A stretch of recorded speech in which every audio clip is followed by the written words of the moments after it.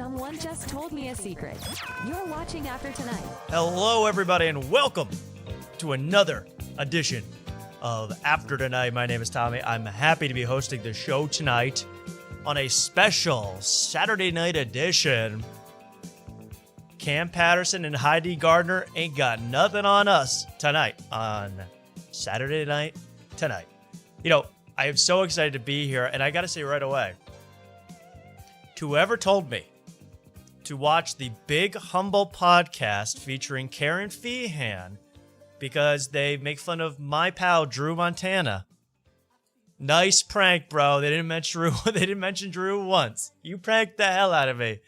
And I got to give you major props for that. You wasted an hour of my life.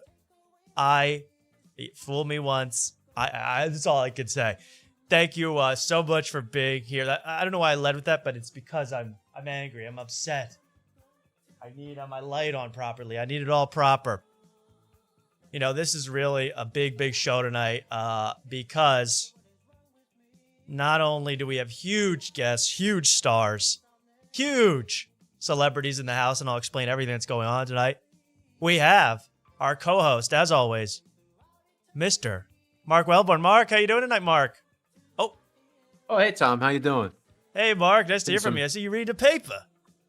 Yeah, I've had this for a while, and I've been meaning to break it out. I got this on my trip back. Somebody gave me the New York Times article. Speaking politically, a scene in Texas is drawing comics. Now, that's got to be the Nar Bar on 6th Street, right? Is that about the Nar Bar? Yeah, exactly. The worst open mic in the universe? Yeah. It's got to be. Well, that's very nice, Mark. I see you got your rock on tonight, too. What's that rock? Yeah. It's just a watch, and hopefully Ben comes on and I suit up. So I'm just keeping it casual right now, just in my undershirt. Well, I got to tell you, tonight is a huge night because we have, why the F is the same generic looking white guy on the show? Well, you're in luck because there's about to be a third generic white guy joining us a little bit later. That's right. Comedian Ben Avery is joining the show a little later. I would say he said after 11 p.m. Eastern. So if you want to stick around until then, we're going to have a lot of fun until then. But so excited to have Ben on. He is part of our Cash for Gifts giveaway contest. Here it is. Ben Avery, $50 reward going to the person that got us Ben Avery. He knows who he is. And that is Army of Tigers in the chat right now. He will get his $50 as soon as Ben comes on for 10 minutes or more. And that's also a challenge to you people out there. You see anybody on this list? It's also on my Instagram and the Discord. If you see anybody on this list you think you can get, you could win big cash. It's going to be really, really special tonight with Ben Avery. I'm so excited to have him. A lot of stuff to talk about in his world, in the world of comedy, in the world of shocking and electrocuting dogs. So all things that I couldn't be more excited to talk about, man. Seriously. It is like 2007 Michael Vick all over again. I mean, the news cycle does not end with this. You know, Hassan was just on the dog shocker. Hassan was just on TMZ having to explain himself over this. So it's getting big. It's getting Baldwin crashing his Range Rover style huge. And I cannot wait to see what happens on the show a little later. It's going to be a lot of fun. We have, I wasn't even sure if Ben was going to be able to come on. You know, he's been in and out of illness, it seems, and doing his own thing. So very kind of him to make the time. I just simply cannot wait for him to come on. It's going to be, and I have to repeat myself, Hulu-larious tonight. It's going to be literally, this will be put on Hulu in a month. With the special title, let me think. Well, actually, it's pretty obvious what it's going to be, right? Uncancelable, and I'll have tape over my mouth, and there'll be people throwing rocks at me from Saudi Arabia. I'm still getting hate messages from Saudi Arabian nationals over my prank call to their country about the Riyadh Comedy Festival, which I thought it was going to be over by now, Mark. I thought Riyadh, okay, we've had our fun with Riyadh. These comedians, including our hero of the night, Schulz, who was just on Joe Rogan. That's one of the most amazing performances I've ever seen. I wish I could see the whole thing. Just came out today. It's too long, but it was so much fun to watch. I was laughing my head off because it continues to be in the news cycle in these comedians' head that, wait a second, it's not that people don't like us and our choices. They're bots. Oh, I should have, duh. Internet equals bots, of course. So anybody in here saying generic white guy, bot. I mean, I got to assume a bot from another country, from another place. And Andrew Schulz gets into that real quick, how it's not just bots in America. These are foreign bots. Could be from the spooky land of Israel. Ooh, Mark, Israel. Ooh. Look out. I got my Bible over here. Why is everyone so scared of Israel, by the way? Everyone calm down. You're just a guy out there. Everyone's so like, ooh, Israel, doing this to me. Keep it together out there. You're stronger than Israel in your own heart. I believe in you. Stop getting mad at this country. Bill Burr tells me I couldn't even find that country on a map. I tried to find Israel the other day. It was Hawaii. I mean, I felt like an idiot. I have not. It's tough out there to even point stuff out on a map. So don't worry about Israel tonight. I mean, it's all going to be fine tonight. Take that out of your mind, Mark. That's on a lot of people's mind. Israel. Okay. I'll try my best. Okay, good. The Delaware flag, almost Israeli. They got a little triangle. They got sharp angles. They got blue, white. Yeah, and some white, yeah. And I think Jeff Dye works in the Mossad. So it's really, you got a whole Israel background there. Yeah. From what I know. Jeff Dye also in the news. I cannot wait to talk about our former guest, Jeff Dye. Former and future. Yes, I still believe. Even though they said he will not be coming on the show. We don't want to come on. We don't know who you are. We don't ever want to know you. I don't know the guy. I still believe. So, wow, it's been a exciting time for me getting ready for this show and doing it. You know, we're supposed to have Hypno, our good friend Hypno, calling in just a few minutes.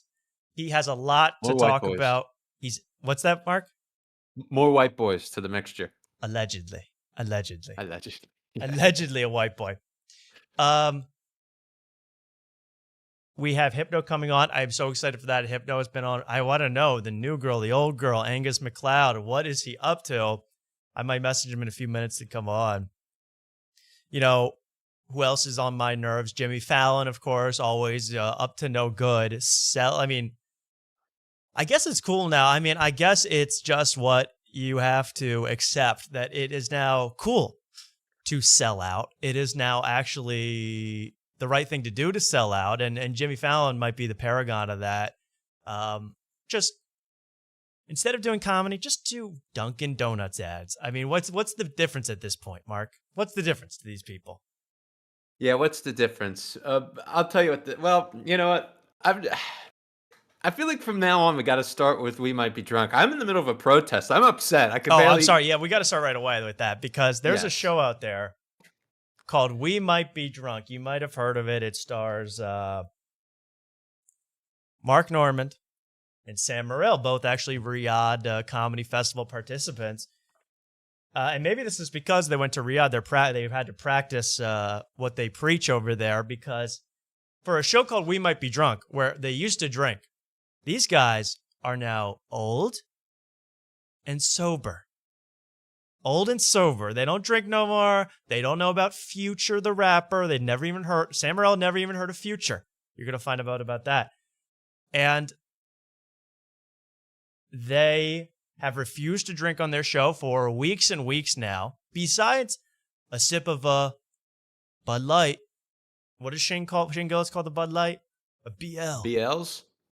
Oh, we had a couple. I got my own BLs tonight. Besides of a sip of BL, they've really refused to drink on their show, and their guests certainly do not drink. So as our protest is, well, it's really Mark's protest. I don't want to steal valor. Our protest is until they drink enough to even get a buzz on "We Might Be Drunk," Mark we'll drink one beer every week, one extra beer every week. So 4 weeks ago, we started with one beer. Now we have 2 beers. Now we have 3 beers. Then last week he did 4 beers. This show tonight, Mark, in protest, is this true, Mark? You will be drinking 5 beers tonight in protest. 5 beers. I got them all here. Hopefully I get through them quickly. They're out of the fridge. This is my own BLs. Busch Lights. So you have, but you will be drinking 5 beers. You're starting with that beer that looks very crafty to me. What is that? no, it's just a Ziegenbach. It's a Texas beer. It's only 4.9%. It's very tasty. It tastes good. It's one of my favorite beers here.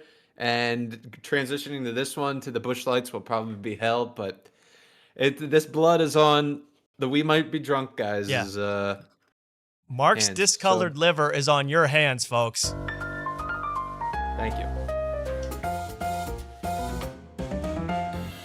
So Mark will be drinking 5 full beers tonight, and maybe that doesn't sound like a lot to you, but I guarantee these old fogies ain't gonna drink anytime soon.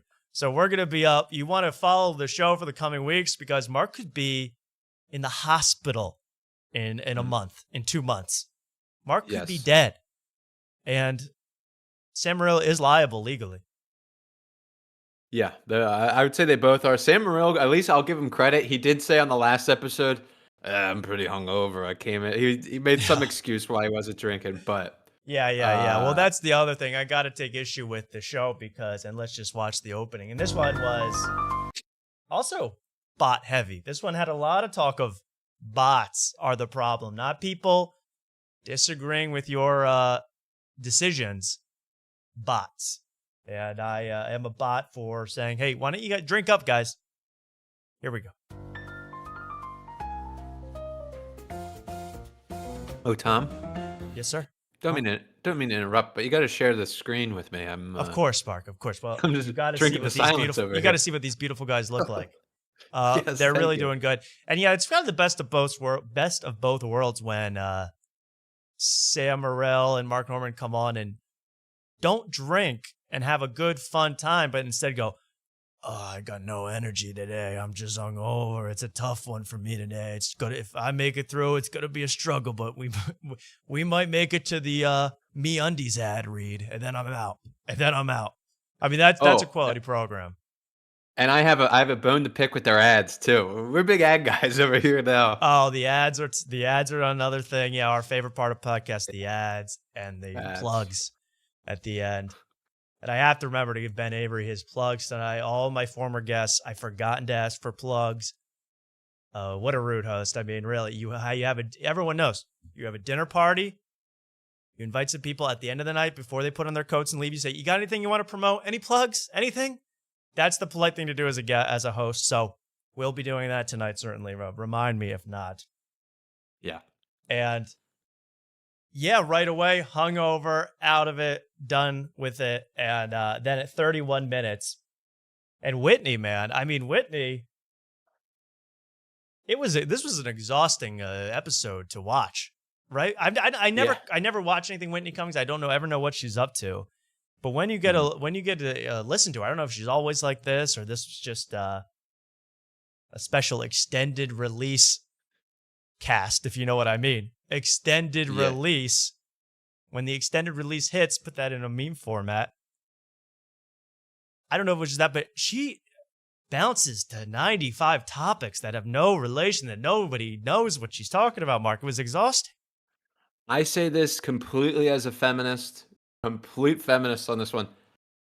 She is horrible for what she epitomizes all the worst traits in women. She's like constantly talking over, making her the center of attention, always has something to chime in. It's exhausting. I couldn't get through this episode.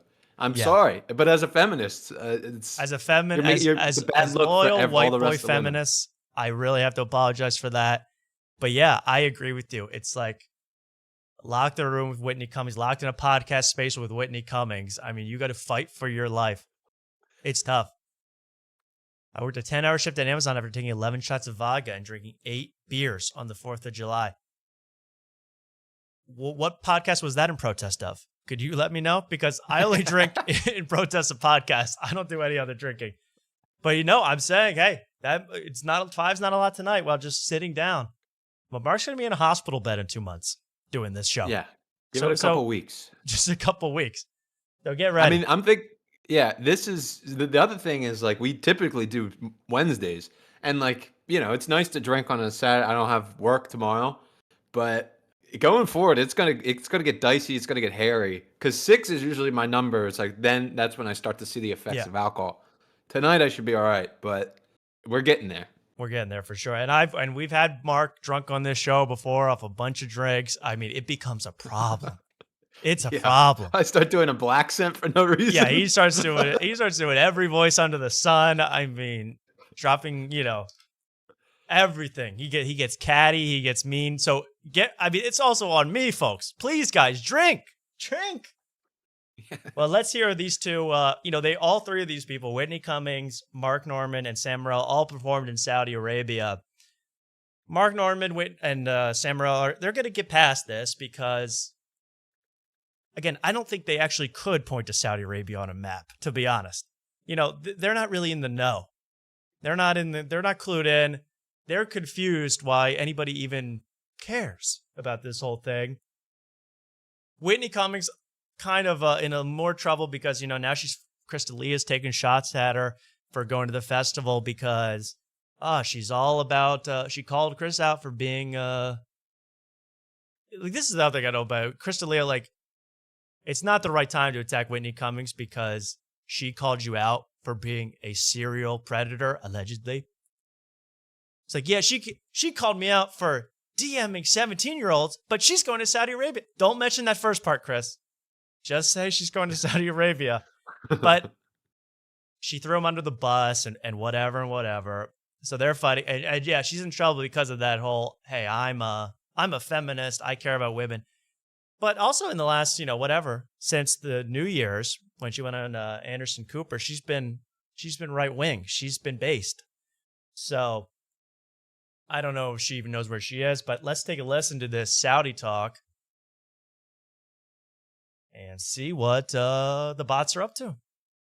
But it's like if your battery is low, they know you're just going to accept any fare because you don't have battery. Wow, that's genius. I didn't know they were able to do that.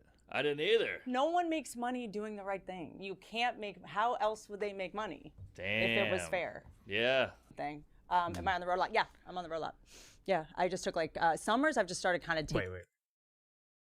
Didn't they make a joke about Saudi Arabia? What the hell? Am I crazy? I thought she said no one does the right thing anymore. No one gets money the right way anymore. Then he says we'll be in Saudi Arabia.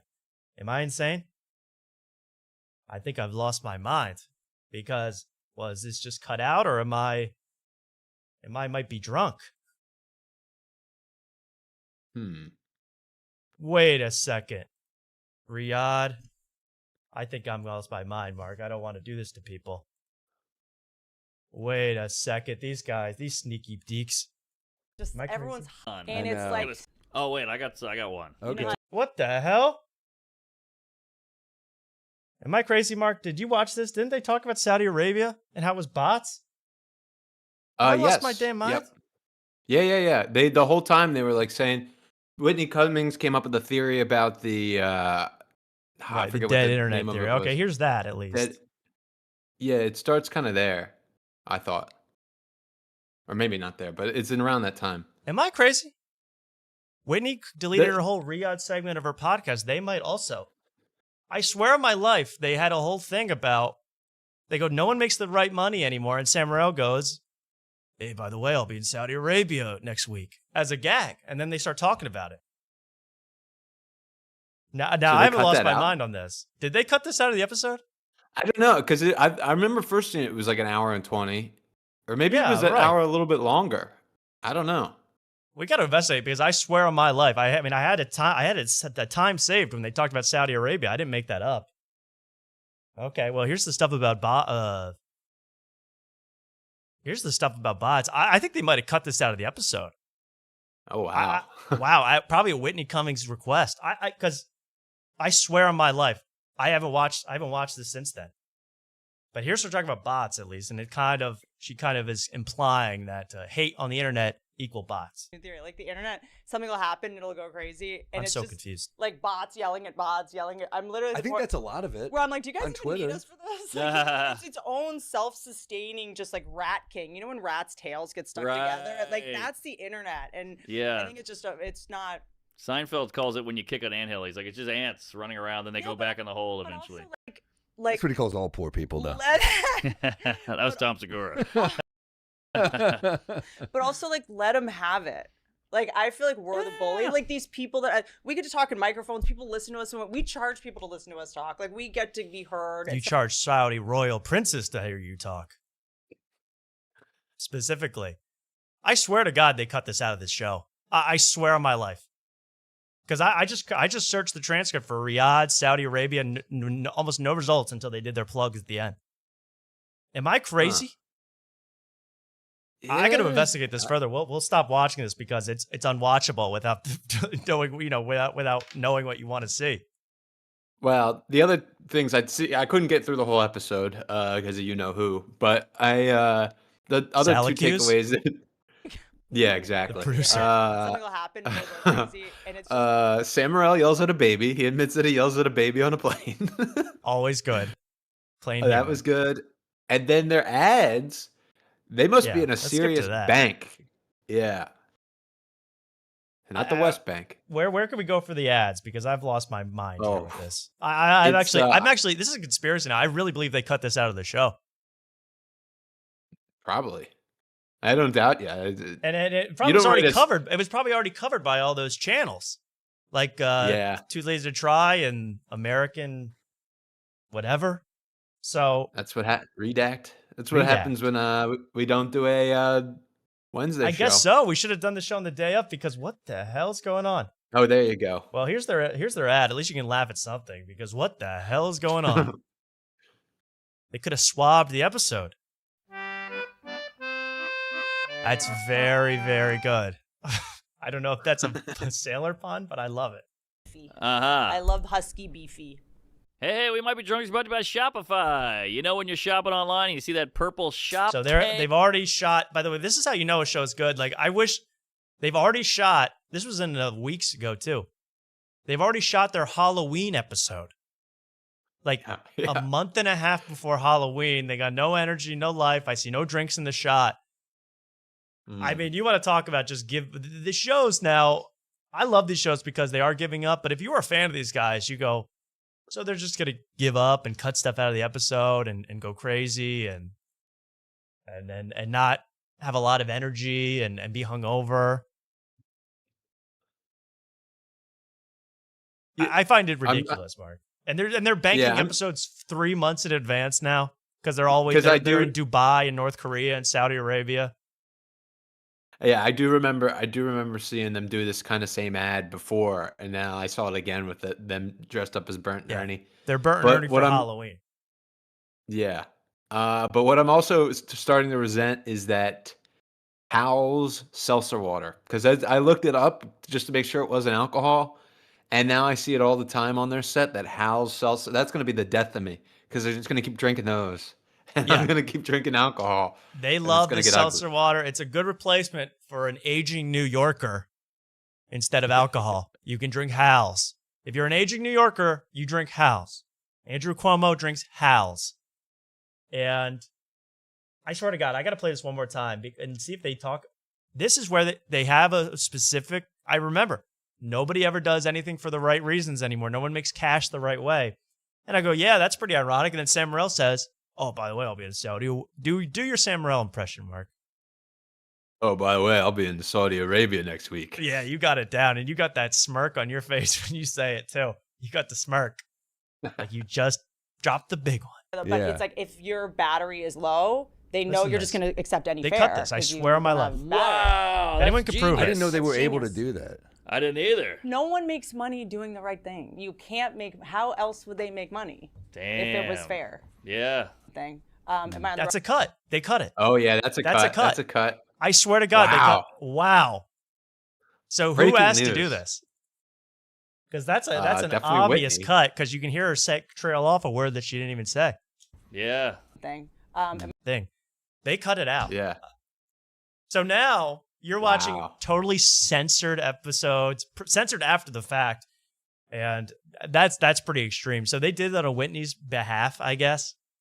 We might be censored. We might Here be. come. We might be North Welcome Korea. to China, everybody. Really? And they're gonna say it's all bots are the problem and everything's a problem, and no, but we're still ourselves all the time. Well, apparently not. And you guys are really, because they've joked about Saudi Arabia in the past, going to Saudi Arabia. They don't cut it out. It's totally in the episode. So Whitney asked for this to be cut. Guarantee it. Mm-hmm. Yep. Guarantee it. That's I had not checked back in on this, but that is a new one. Send that over to the Joke World Industries, Joke World Press. I stop the presses, Joke World, because this is what you should be covering. They're cutting out their conversations about Saudi Arabia and bots, which is what all the talk was about. Sorry, you bring up Joke World. I had another question. This is a real throwback here, but did you ever hear back from the Joke World people about being Cedric the Entertainer's spokesperson? Wow, that was a long time ago. When was that? I asked because on Joke World you can ask to become the curator of the comedian's dates on the Joke World website. And yeah, I requested to be Cedric the Entertainer's talent agent, booking agent on the show. No response. I also asked some of those. I also was YouTube commenting. I'm a YouTube troll sometimes. And I was commenting on, I'm a bot. And I was commenting on these shows like the Big Natural podcast, which get mentioned on Joke World. And I said, great.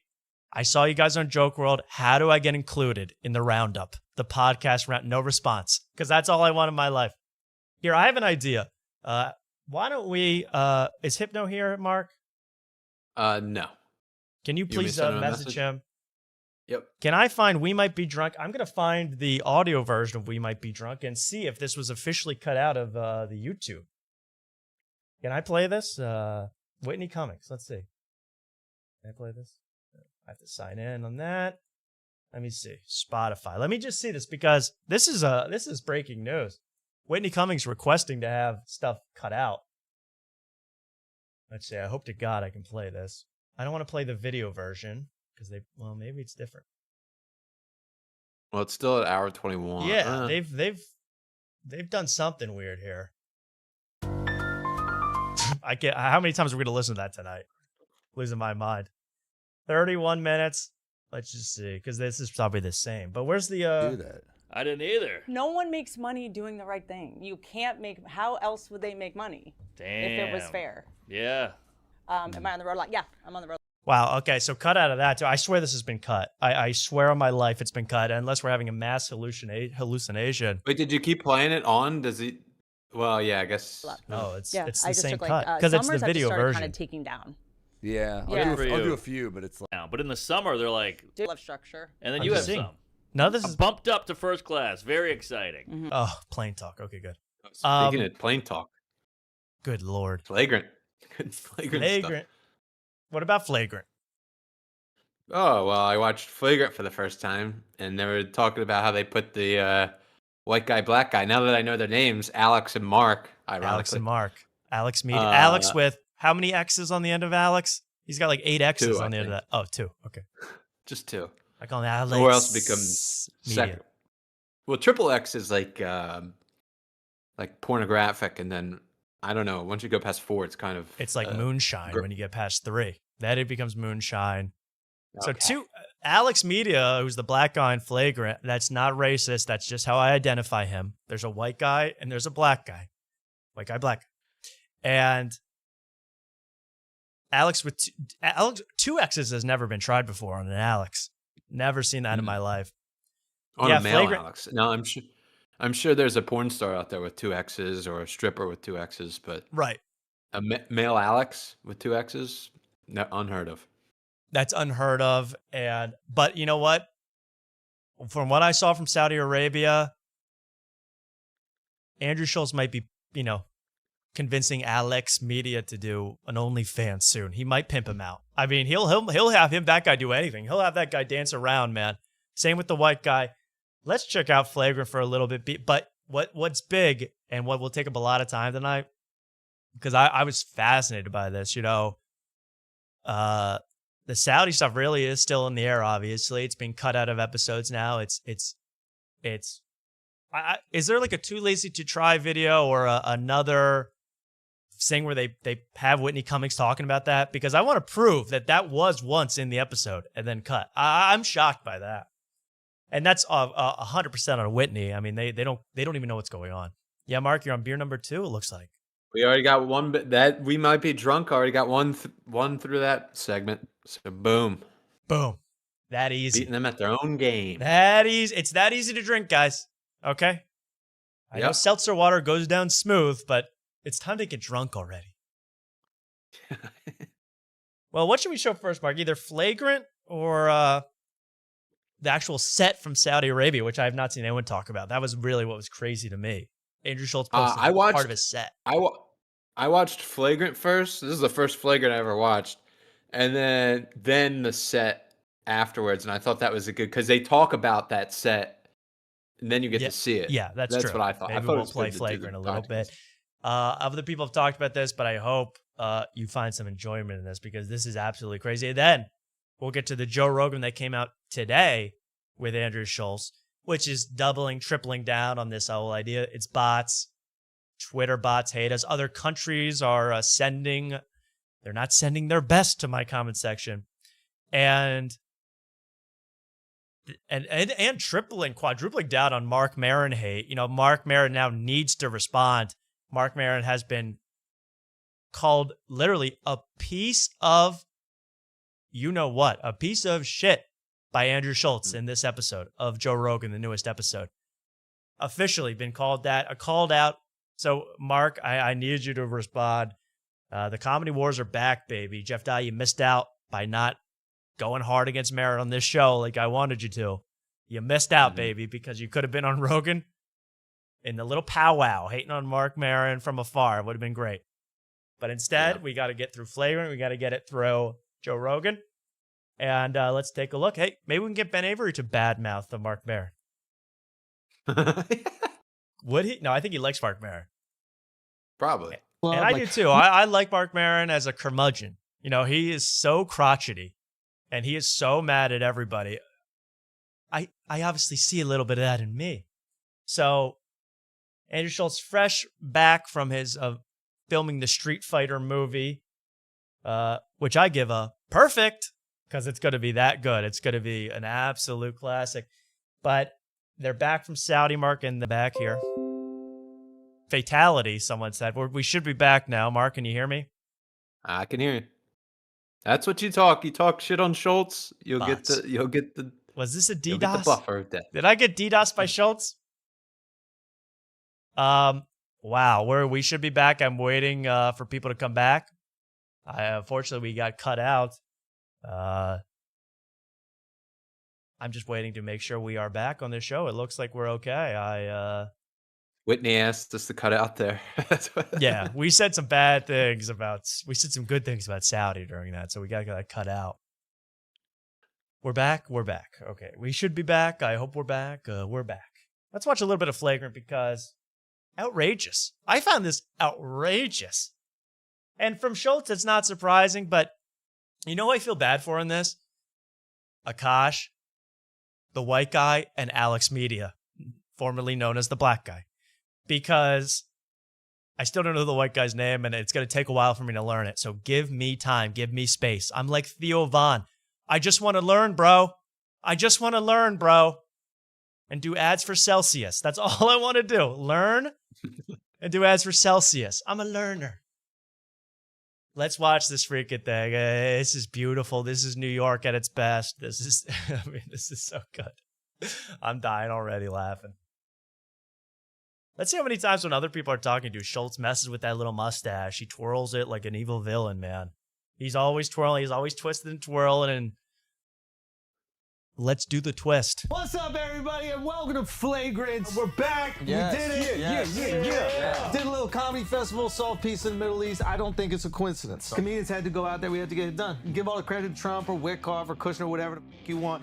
We went out there. We negotiated with Hamas. Got the deal done. So he's joking about that. But on Joe Rogan today, you know what he says? He goes, they're always mad at us for, the bad things that Trump did because we supported him. But what about this? No one's saying we did good with the Middle East stuff because we got him elected. He believes that he should be praised and rewarded by the New York Times for helping solve peace in the Middle East. He's not really joking. He ain't joking. Simple as that. Light work. Light work. And did a little stand-up while we were there. I got to do some chuckles if we're going to negotiate, That's so bad. Comedians terrified of their own audience. You can go perform for your fans wherever they are in the world. I will go perform There for we my go. fans wherever they are on the whole planet. Okay? I don't care if they're billionaires or millionaires or they only have like 20 mil. I don't care. I'll perform for them wherever they are. That's nice of you, Schulz. As other people have mentioned, yeah, Saudi Arabia already has a comedy club. Probably had 300 fans that would have seen you. Why don't you ever go there? But you went now when you got the bag from the royal princes, and now it's cool. Yeah, which he talks about the bag in this too, which I found interesting. Oh, he loves the bag, man. That's how you know an honest guy. He always talking about the bag. Yeah. And you know what I feel worse for in all this? Again, as I said, white guy, Alex Media, black guy. And Akash, because here's why I feel bad for them. They are the closest thing we have in America to modern day slavery. They are imprisoned by Andrew Schulz. They cannot say, I felt a little uncomfortable going to Saudi Arabia. I felt a little off going to Saudi Arabia. It was not what I really want to do because, the whole crew went down there. That's the closest thing we have to modern day slavery right now is Andrew Schulz's crew and Dov. Because they can't say anything. They have to go, oh, you know what, Andrew, it was lit. It was hella lit. And I don't mind that they don't let women learn. Nah, that's cool. And it's all good. Like, I don't mind. And Akash, who I've shown on this show in years past, has referenced that Saudi Arabia literally kidnaps people from India, his home country, and transports them to Saudi Arabia. It steals their visas, makes them work for Saudi Arabian rich people. So he can't say anything like that anymore. He's off he's on the books now. He's got his passport taken away by Schulz. I'm sure he's got some non-compete contract. He probably can't start a podcast for 35 years when he gets off this show. So he's in prison. People don't decide where they're born, you idiots. Even the Middle Eastern ones, though? Well, maybe not them, they're beneath me. But maybe just the white countries. Because that's what they're all saying, right? They're like, how dare you perform in non-white countries that don't have the exact same rules as us? Because what they're saying is I gotta say, what is this twisting and turning? I've seen his mustache twist less than this.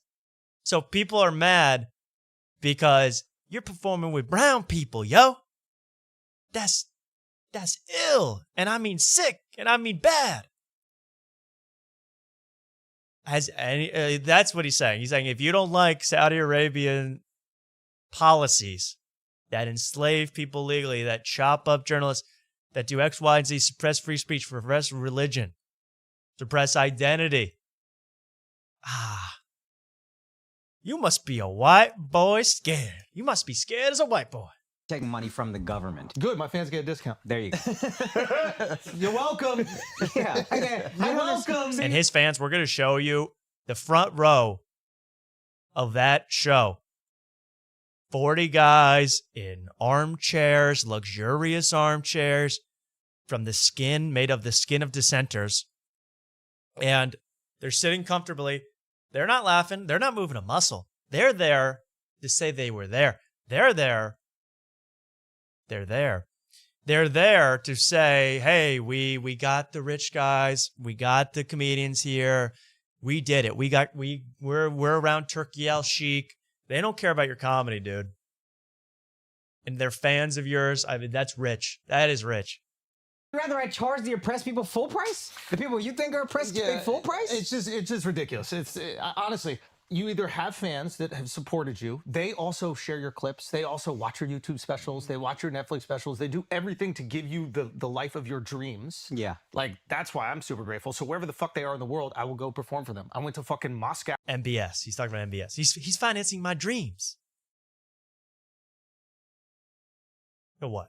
What is your dream that you can't get yet, that you have not acquired yet in your millions and millions of dollars and your yacht life with the Alexander brothers and all of that. I'm getting mad tonight, Mark. I'm getting mad. I can tell. I can tell you. Schulz Yeah.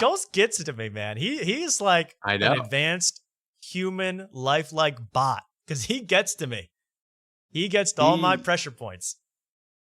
He should have been a lawyer. He missed his calling as a lawyer because I feel like he can talk his way out of anything or talk his way around anything. Oh, yeah. And you're going to see Yeah. as he goes through this, he goes into his New York speak, his bro speak, his... Hey, man, they say you're chopping up journalists? I said, well, at least the women can drive now. Whoo, boy. You know, he does all that. And you go back 2 weeks to when he was doing interviews with the New York Times where he goes, well, the thing about Pete Buttigieg is I think he's got a lot of good ideas.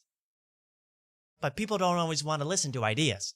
You know, so he can go any way. He's the biggest chameleon in comedy. And you're going to see that in Saudi Arabia. He's literally doing in Saudi Arabia, and he probably does this every time he goes to the Middle East. He puts on an Arabic accent on some of his words. He really is doing that. And he looks up all the things, you know, he shouts at all the local joints and they're all their stereotypes. And he calls out, he's like, yo, Riyadh's cool though, but Jeddah?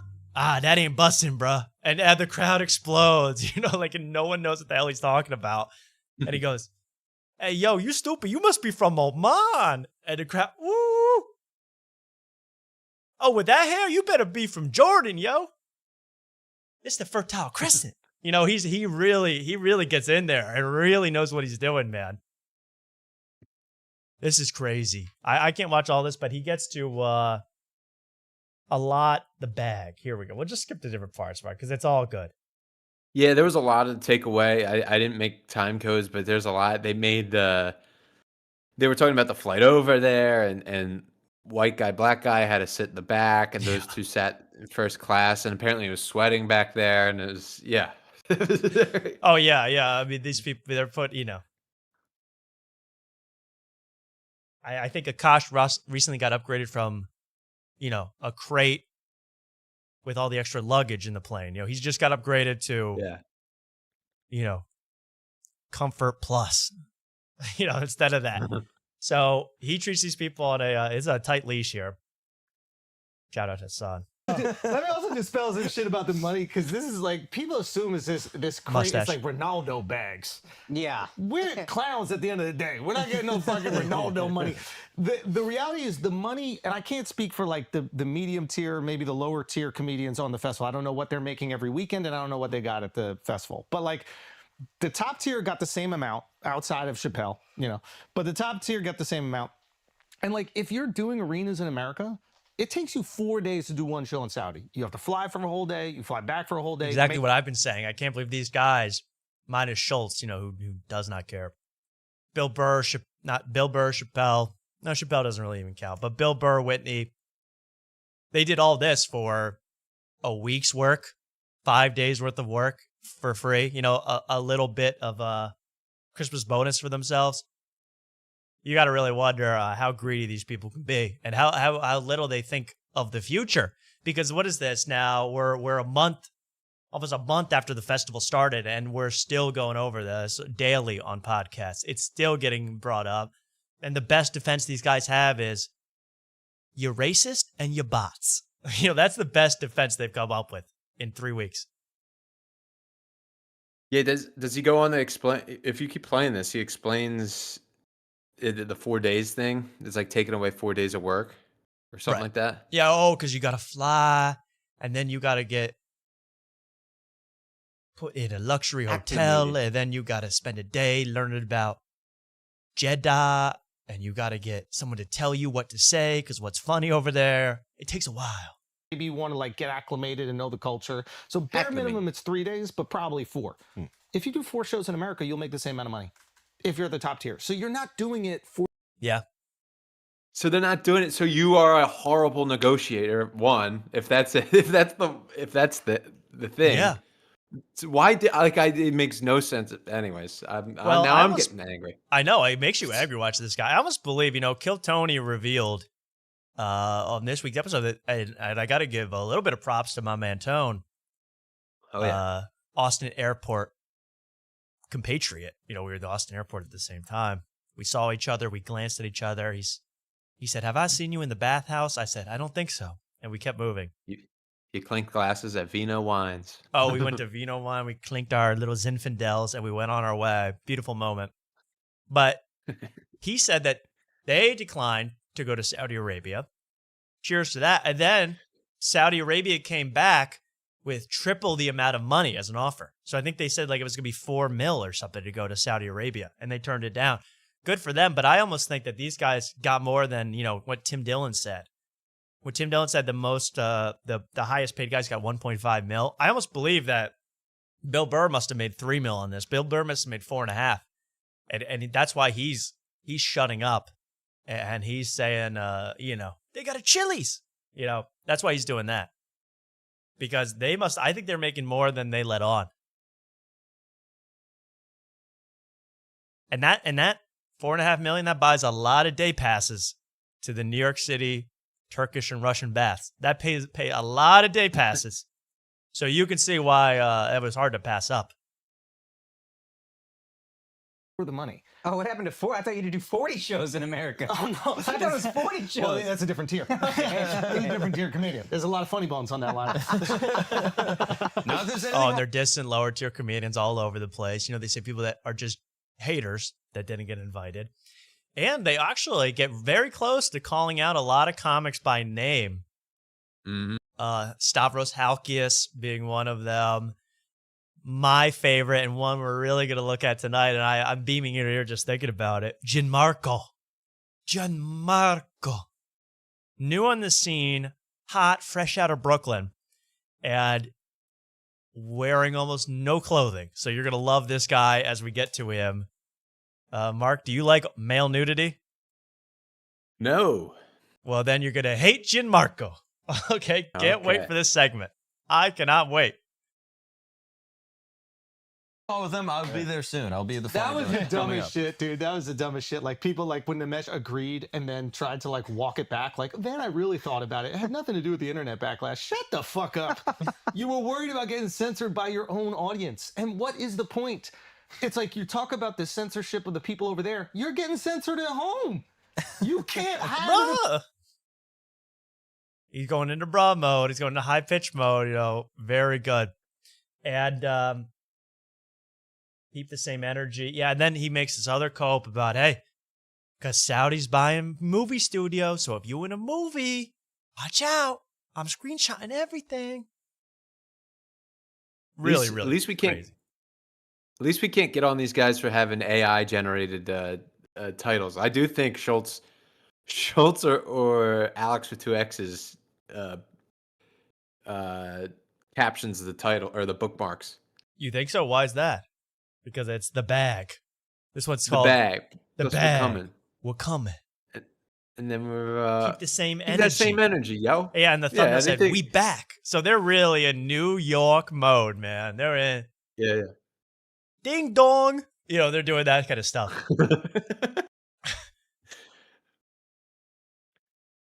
Hey, yo, baby Netanyahu, you got no rings. You shit. Bing bong. They're doing all that kind of New York. We back. We getting the bag, yo.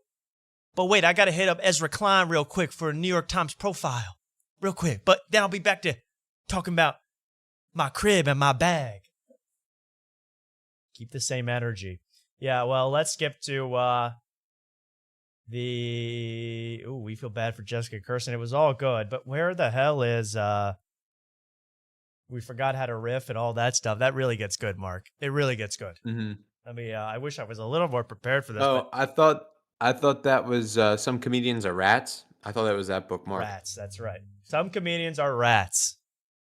Let's listen to a little bit of that. I love comedy fights. Now I love this stuff. That's a New York thing. Rats, and then like Tony Soprano, rats. Oh, yeah, we're mafia getting stuff. real mobster up in here. Yeah. Hey, you ain't bowing down to the Don Rogan? Hey, what if I come to your house in the middle of the night with a bat and a big joke book, and we take you down? Hypno wants to call in, by the way. Let's do Hypno, because I'm getting sick of these guys. I'm making myself ill talking about these guys. Hypno! Our good friend Hypno, are you there? Hypno. Hey, boy. Hypno, it's so nice to hear from you. How are you doing, Bo? It's been a while. I'm good, man. I'm not doing shit, man. The government shut down. Still getting paid. I'm spanking my meat and doing nothing all day, man. Wow. But you were doing that before the shutdown, to be fair. Not at all, man. I was on the grind, but right now it's just maximum meat spanking and doing nothing. All right. Easy Is that there, true? Giancarlo. This is crazy. So you've been kind of on the grind, so to speak, because you work in DC. You've been furloughed. Is that the proper term, or is that what beating the meat Man, means? I don't know what I've been doing, man. What But do you listen, mean? man, I don't know exactly the whole deal. I just know I got told don't show up to work, but we're still gonna pay you. That sounds like a good deal to me, man. I'd take that money. Yeah, it is. It is, man. Of course. But are you worried? Hey, I'll have no job once Trump finds out I'm coming up with bus ads for trans Muslims. They're gonna kick me out. Oh, not at all, man. Okay. He can't touch me. Well, that's what Jasmine Crockett said. Look at or whoever. I don't even know. That's so you're how long have you been off work? Whatever number of day October it is, 18 days. Wow, since the shutdown, you've been furloughed, you've been hanging out. Really, have you been taking advantage, or you've really been? I don't even want to say it. Something with meat. Something with meat. Someone says gooning on the grind. Now that's better. That's better. Exactly. Listen, all you taxpayers in the chat, thank you. You know what I'm doing with your money? I'm doing. Yeah, that's true. I'm absolutely so fucking glad I pay everything. I'm the lotion. I'm so glad. I can't wait. I'm gonna send a check to the government this year for beating meat. That's what it's gonna be for. My tax this year. My tax contribution. Yeah. So you've been what? Yeah. So you're in some kind of industry. You're some kind of state job. Department of State man. or one of these jobs. One of these jobs, man. I see. So really, how have you been using the time, man? You haven't called into the show in October. So what's been going on? Listen, man, I've been, just doing my thing, man. Well, okay. Keep it P, I assume, right? I mean, he told me not to say what I was doing on the show. I mean, I'm just keeping it PG. Okay, very nice. And have you been going out with the girl? Because last time we talked to you, you were with this new man, girl. she's awesome, man. You're satisfied with the new girl. Yeah, she's awesome, man. Wait, why are you laughing, What's all Mark? this- Well, because it's all this meat stuff. I assume That's true. if that was going on, there was no girl in the picture, and I was a little worried. Listen, Honestly, there could be a girl in the picture, and the meat stuff is still going on. Okay. Really? Is there an amount a day, or is it what is going on? Listen, that's far too much to get into on the show. I feel like. That's too far for you. But Yeah, when we start discussing the intimate details, I mean, yeah. well, would you give yourself? That you said the new girl gave you an S tier pipe review, isn't that right? So S tier pipe review, of course. So would you give yourself an S tier pipe review? Honestly, no, bro. I would give myself a B. A B. I think she just likes me a lot. I say a B. I'm just being humble, a man. B. A B. I thought you were B. saying D as in you give her the D, and I was like, oh well, No. well done. Honestly, No, he's talking about his own I would review of say- his own ability. I'm saying I would say B. I don't really view myself as a pipe slinger like that. I'm just being honest. I think, I think I'm capable. I think, I put it this way, ladies and Tom. Yeah. I'm really like a Jamal Crawford, Right. Lou Will type of pipe Right. slinger. You know what I mean? It's okay. I'm You not, have- I don't know that I would start necessarily. But you're gonna have a long tenure in the league for sure with that kind of moves. Exactly. It's like, I'm somewhere in between. I'm better than Ish Smith. Like I'm not, I'm not. I'm playing more than 2 minutes, in a But you're game. way past a Matisse Thybulle. I mean, you're not that kind of Exactly. That's right. Yeah, we're not.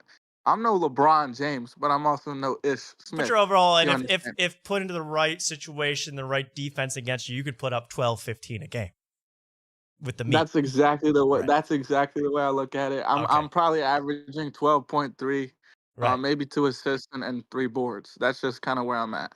Are you like a 3 and D guy? Are you? Or- I'm like Tony Allen. I'm a Tony Allen Okay. type of player. I'm on the grind. I gotta work for every minute. I gotta Well, work for every board. all I It want to doesn't. say is, this makes me just want to come down with you and run the triangle offense, if you don't mind. Can we do that? We could do that, man. Okay. Well, I'm sort of like skip all this. Enough of the basketball analogies. I've gotten sick of it. Chris Okay. Paul. Chris Paul. Honestly, You're, that's what I oh was wow. So you Wow. have you Now were you're a Hall really of Famer. you got a 20-year career with that stuff, huh? With the That's what pipe. I'm saying, but you're not turning any heads. You know what I mean? You're not like, oh, my favorite player is Chris Paul. Right. But once in a while you oop it to Wembanyama and the crowd goes nuts.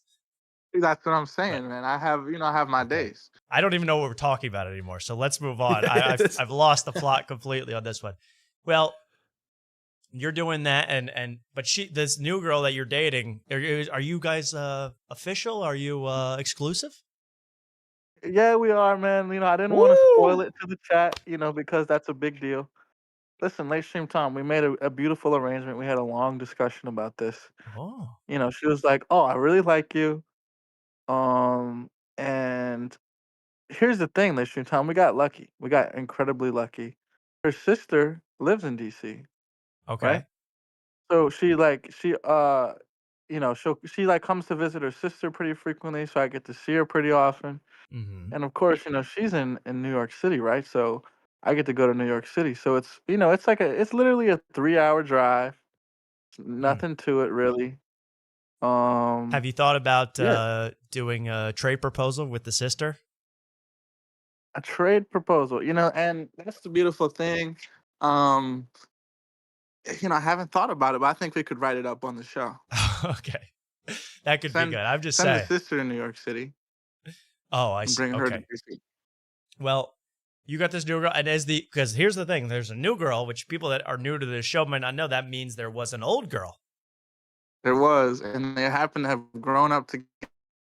There were besties growing up, the new girl and the old girl. And our best friends, which is sort of a.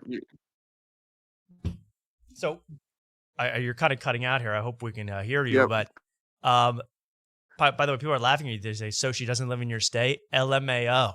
They're laughing. Your response to that? Ooh, are we losing Hypno? We're losing Hypno. Yeah. Well, he was only here to tell us how good he is at pipe, and then he left. What? Hypno? I don't care. You don't care. You don't care what they say. Okay, I totally understand that. Good for you. Not at all. Has the old girl reared her ugly head? And she's always fucking rearing her ugly ass head, man. Oh my god! Whoa! Can you hear me, man? Has she been a? People saying in the chat, man, I cut out for a second. Oh, you're really sounding tinny in my ears. You're not sounding too good. Can you get to a better cell service? Okay. This is really this. Yeah, go ahead. Hello. Hypno. What are they saying in the chat, man? I gotta know, man. Because they're saying you're living little. You're saying you're living little Uzi's life for real. He definitely is upset about the old girl. I actually don't know. I assume it means you're popping a bean or something. I don't really know what that means, but all right. Well, like I always say, that purple stuff is for real sippers. Go pop a bean. So, exactly. Figure that out. Now, are you? You're still mad at the old girl? She's still around? She's a thorn in your side because she was trying to start trouble with your girlfriend. No, she's not. I'll smack the fuck out of her if she did. Oh, if she did. Fuck no. Careful. If she did, man. She knows her place, man. She's second. She's second. And is she still pining after you? Because she had a big crush on you, I could tell. She was jealous. Listen, Tom. Come on, bro. Come on, bro. Always, man. Everybody has a crush on me, bro. Always. Many people in the chat have been saying, I have a crush. I don't want to say who it is. Ask Mark, man. I'm 6'2" and I'm beautiful, man. It's really, of course. Mark, is that true? 6'2" and beautiful? No comment on the beauty aspect, but I don't come know on. if you're 6'2". You didn't really tower over me. I'm not 6'2". How tall are you, bud? I'm 5'11", 3/4 without shoes. So all right. So but I was taller than you, right? maybe by like an inch. You were I don't wearing know. lifts too. Mark told me you were wearing lifts. 6'2". I'm 6'2". 6'2". Is that what you're putting on the dating apps? 6'2". Dude, of course, fucking mean. Listen, bro. So that's you've already admitted that's an exaggeration. If you're putting it on the dating I'm apps. 6'1", bro. Wow. Of course, I'm 6'2". Well, Listen, hey, Every Yeah. inch matters. Trust me. exactly. of course. Yeah. Well, That's I how you think, get the S tier with every inch. yes. I'm like I said, personally, I give myself a B. I'm mid B. I say I'm an 84 overall. But beautiful. Oh, very beautiful. Beautiful. You're a beautiful black man. Would you say that? I think Mark would say the same thing, man. I think Yeah. so. Well, Yeah. that's pretty funny. So, you are the girls still into you. All of these girls. Have you had other girls being into you? Have you had to turn them down? You know, I know you're a player. Have you I had had to turn turn these them girls down, down? man. I'm a faithful man. I'm a faithful man. Yeah. I'm a How faithful often do you man, see man. this We girl? can't- How often do you even how often does she even get the ability to give a pipe review? It's like every weekend, man. What you mean? Oh. Oh, okay. You haven't made any day trips since you've been foreload or whatever the technical Oh, term of course is. I have. I went like on the Foreskin. 13th. Yeah. Come on, man. So Come you've on, been man. everywhere. Why didn't you come to our neck of the woods? We'd have hosted you on this show. Come to Philly. Dude, honestly, bro. Dude, listen. I'll come to Philly, man. I'll be on the show, man. Yeah, you got Is nothing that a else to true do. invitation? It's an invitation. I Dude, want to see Hypno in the When's flesh. the next show, man? When's Well, the we got next one show, on man? we got one on Wednesday. I don't know about that one, but what about 2 Wednesdays from now? If you're still furloughed. What day is it? What day is that? Like what That day? would be it's like, probably what already number day is that? November now. I mean, do you no, it's October 29th. Halloween episode. That's doable, man. I think I could pull up for the Hey, show. If Donald I'm Trump, keep this place shut down. I don't want the government working it. I want Hypno in the studio. Yeah. Do I have to dress up, man? I might dress up.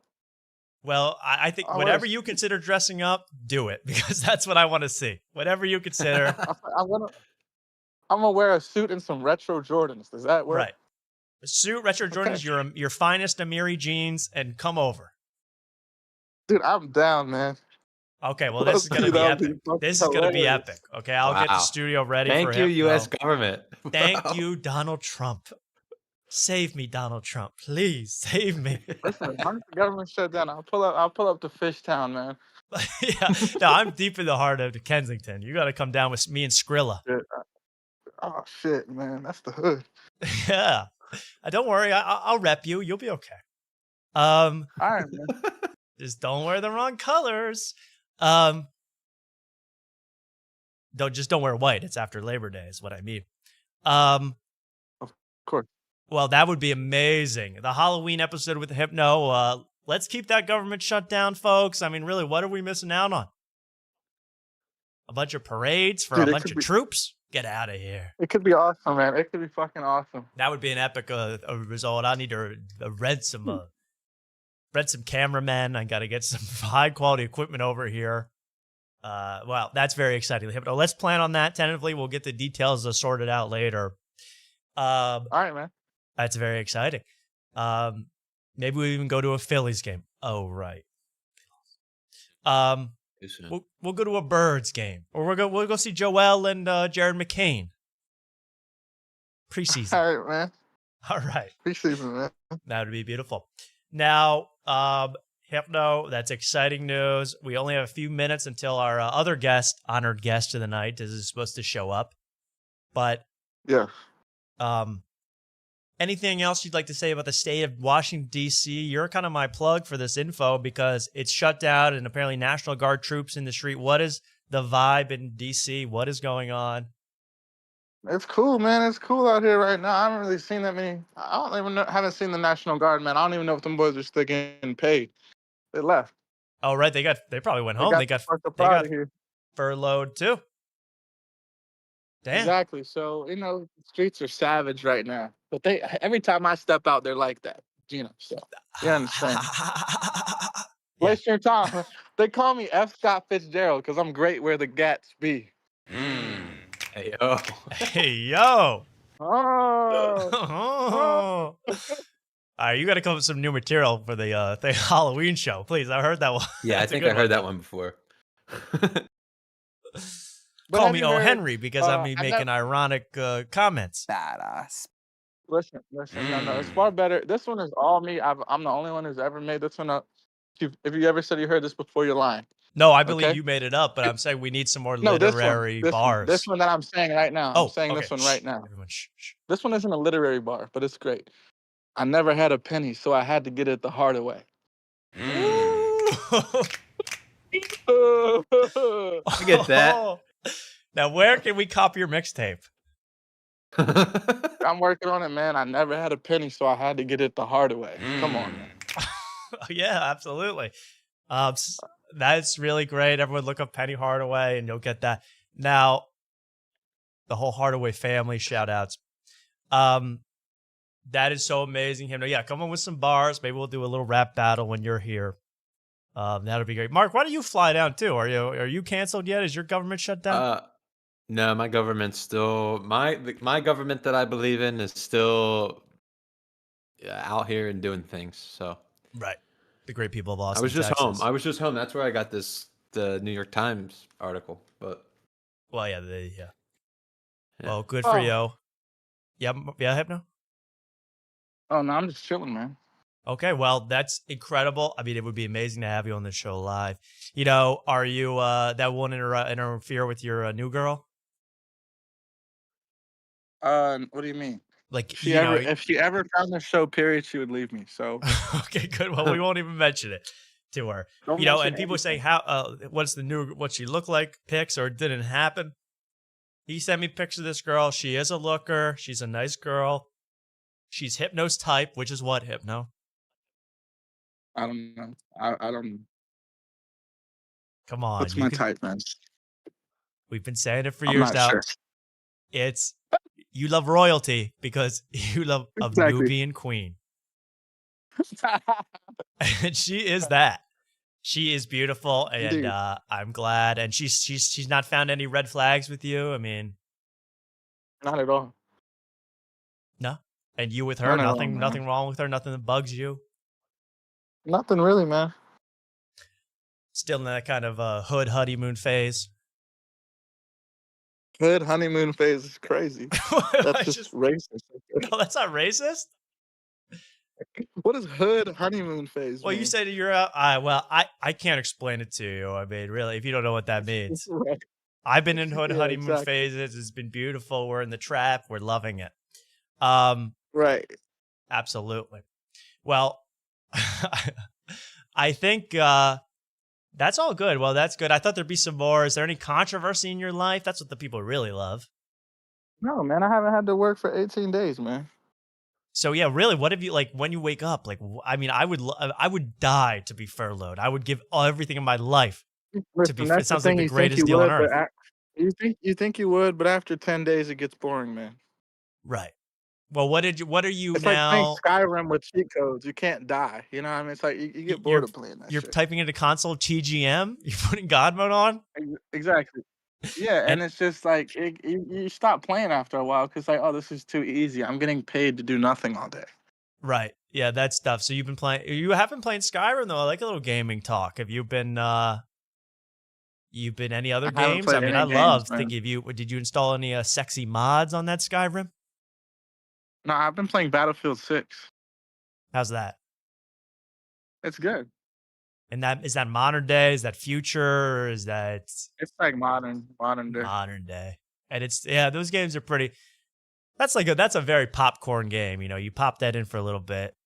There's no substance, but you shoot nothing. people. It's nothing to it. Yeah, well, exactly. I am so thrilled you're playing Skyrim Special Edition. Of course, man. And so no mods, you're saying? No sexy mods. You're putting that on the record right now. There's no nude no mods. Sexy mods. No nude mods. All right. You haven't made love to a lizard yet? No, I haven't. I don't Okay. I find that hard to believe. I'd like to check that hard drive, Trump. Check that hard drive. Listen, man. Me being an in-person show would be crazy, man. That would really. We got to do that. That would be nuts. We got to do that. That might be one of the most We're getting the most views late stream time. Some of the most views. Absolutely. That's the celeb I've been dying to have. Let's set that up, Hypno. Anything? I mean, I'm just curious what a guy does all day. Besides, we talked about the meat, we talked about Miserable, Skyrim. man. It's fucking miserable. It's literally miserable. You got nothing to do. But don't you have like coworkers that are also off? Can't you guys gallivant around? Yeah. K Street. We could gallivant around. Yeah. We could, you but don't? it's just I don't. Tom? Man. I'm just Yeah. We got another guest in the waiting room. Okay, Hypno. We FYI. got to kick you the hell out of here. But thank you so much for calling in, respect Hypno. it. All right, man. See you, All right. man. Nice We'll talking see to you, you. Hypno. Thanks, Hypno. We'll talk about that. See you, brother. All right. All Well, right. thanks for letting me know about that, Mark. Right away. I don't Yeah. want to give it. I don't want to wait. Oh, is he? Should I still put there? on my suit?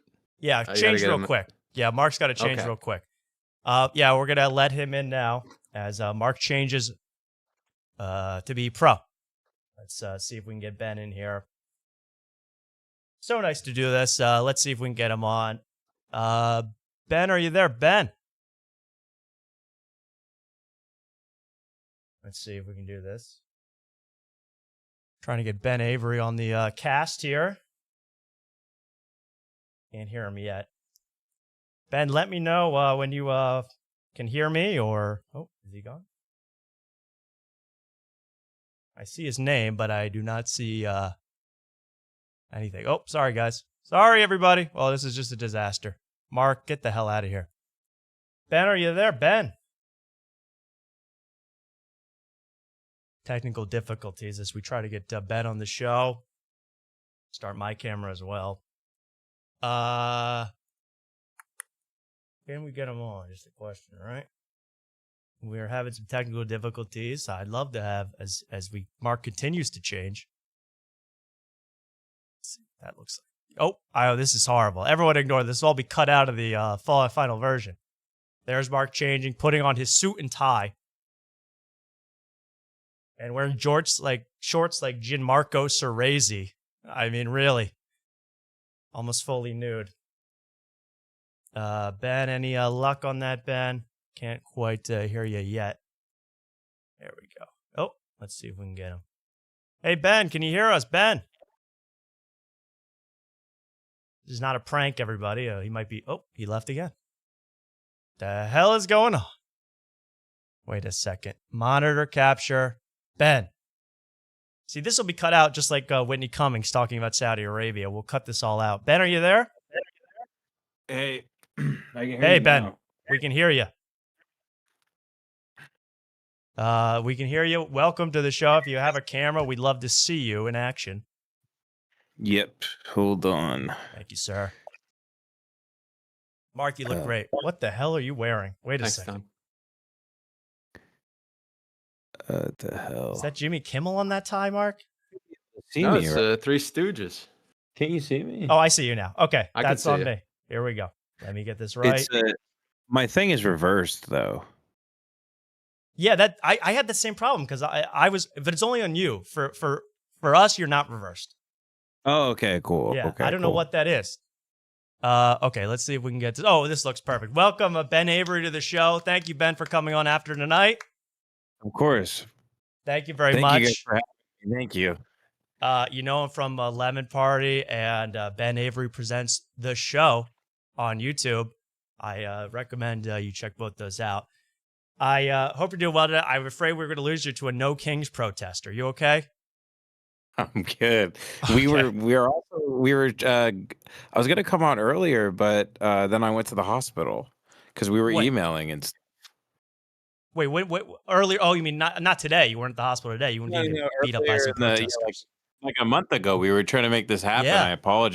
No, it's okay. I saw what happened. I mean, I read your whole thing, and I was worried about you, but you look a lot better now. I saw you with like triple goggled up.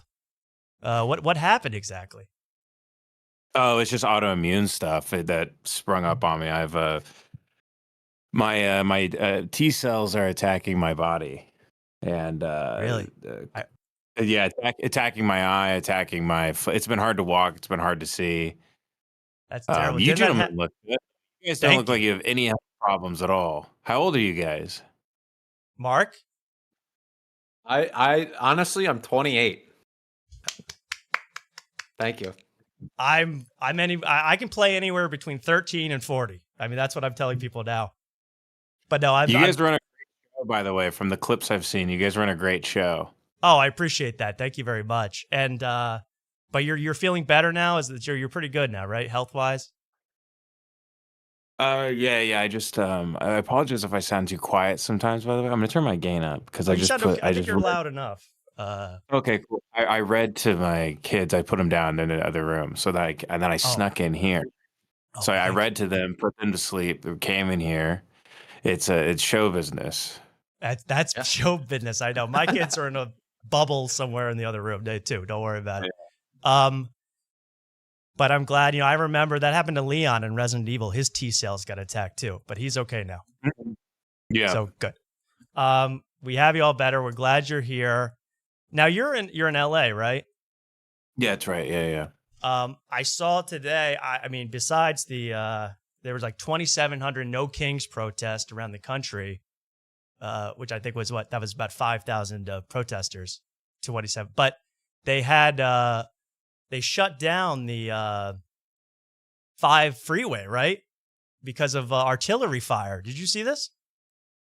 No, I haven't been able to. I've been kind of a dad all day, so then I log off and then I find out if anybody's been shot, who's dead, what school got bombed. But I kind of go all day without really knowing. The only thing I really know about the No Kings protest is I saw this ridiculous video of Win Butler, the guy from Arcade Fire. Yeah. You know that guy? He wrote the Wake Up song and all that stuff. He's after he got accused of rape and shit. He was in Nashville, and I think his big publicity stunt was after he got accused of rape is he went to a No Kings protest in Nashville, and he was dressed up like you guys know Thoth from Egyptian mythology. He had like this big weird bird head baboon thing, and he was singing with a bunch of black guys. He was singing "Wake Up" and shit. But everybody kind of accepted him because he's like the Wake Up Arcade Fire guy. Yeah. But it's just weird to be accused of rape and then you start walking around Nashville dressed like Clockwork Orange. Right. Like you have this long it's penis like a long nose. beak. Yeah, you have like a really long, crazy, I'm gonna rape you type guy. Yeah, If with you weren't, the beak. if you weren't sure I'm into rape, look at this outfit I have laying around the house. No kings, but old Egyptian deities. Right. That's a nice protest. I like that. Exactly. Good Lord. Well, yeah, I've not seen it. It looks like a bunch of boomers, but I wish them the best. But yeah, but I don't know if you know, but I don't know if anyone shot today. Prove me wrong in the chat if someone was shot today. But they had the Marines, like the 250th anniversary, they're shooting in Camp Pendleton. They shot off artillery fire over the 5 freeway. And they had to shut down, Gavin Newsom shut down the 5 freeway. It's a Trump versus Newsom. I didn't know if you were, heard any shelling. I don't think I did. That's so weird. It's so funny because LA's so big. So I'll see on the news that like a guy has like a tank and he's on his way to LAX for some reason. Right. And then the courthouse is in LA. It looks like the Joker 2 and there's like explosions and shit. And but where I am, it's fine because I'm kind of I'm in the mountain between Malibu and basically the valley. So I'm like in the hills, kind of where the fires, the Palisades fires, it came all the way up to I could walk out on my street and see the fires coming up over the mountain because it crossed like 20 miles or something like that. Well, yeah, that's beautiful country out there. That's really nice. I'm glad you're still it's really beautiful. Just don't go on LA Scanner. It's just every 5 seconds there was a man reported masturbating at a bus stop. Wow. If you that sounds like our last guest. Who was your last guest? Well, he was just saying he's been furloughed by the it's just a buddy of ours, but he's been furloughed for the government shutdown. And he just said, I'm beating it 24/7. That's what he said instead of working. So it could have been him.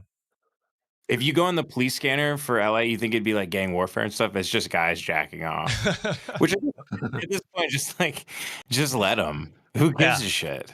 Until they form a gang. and then look out.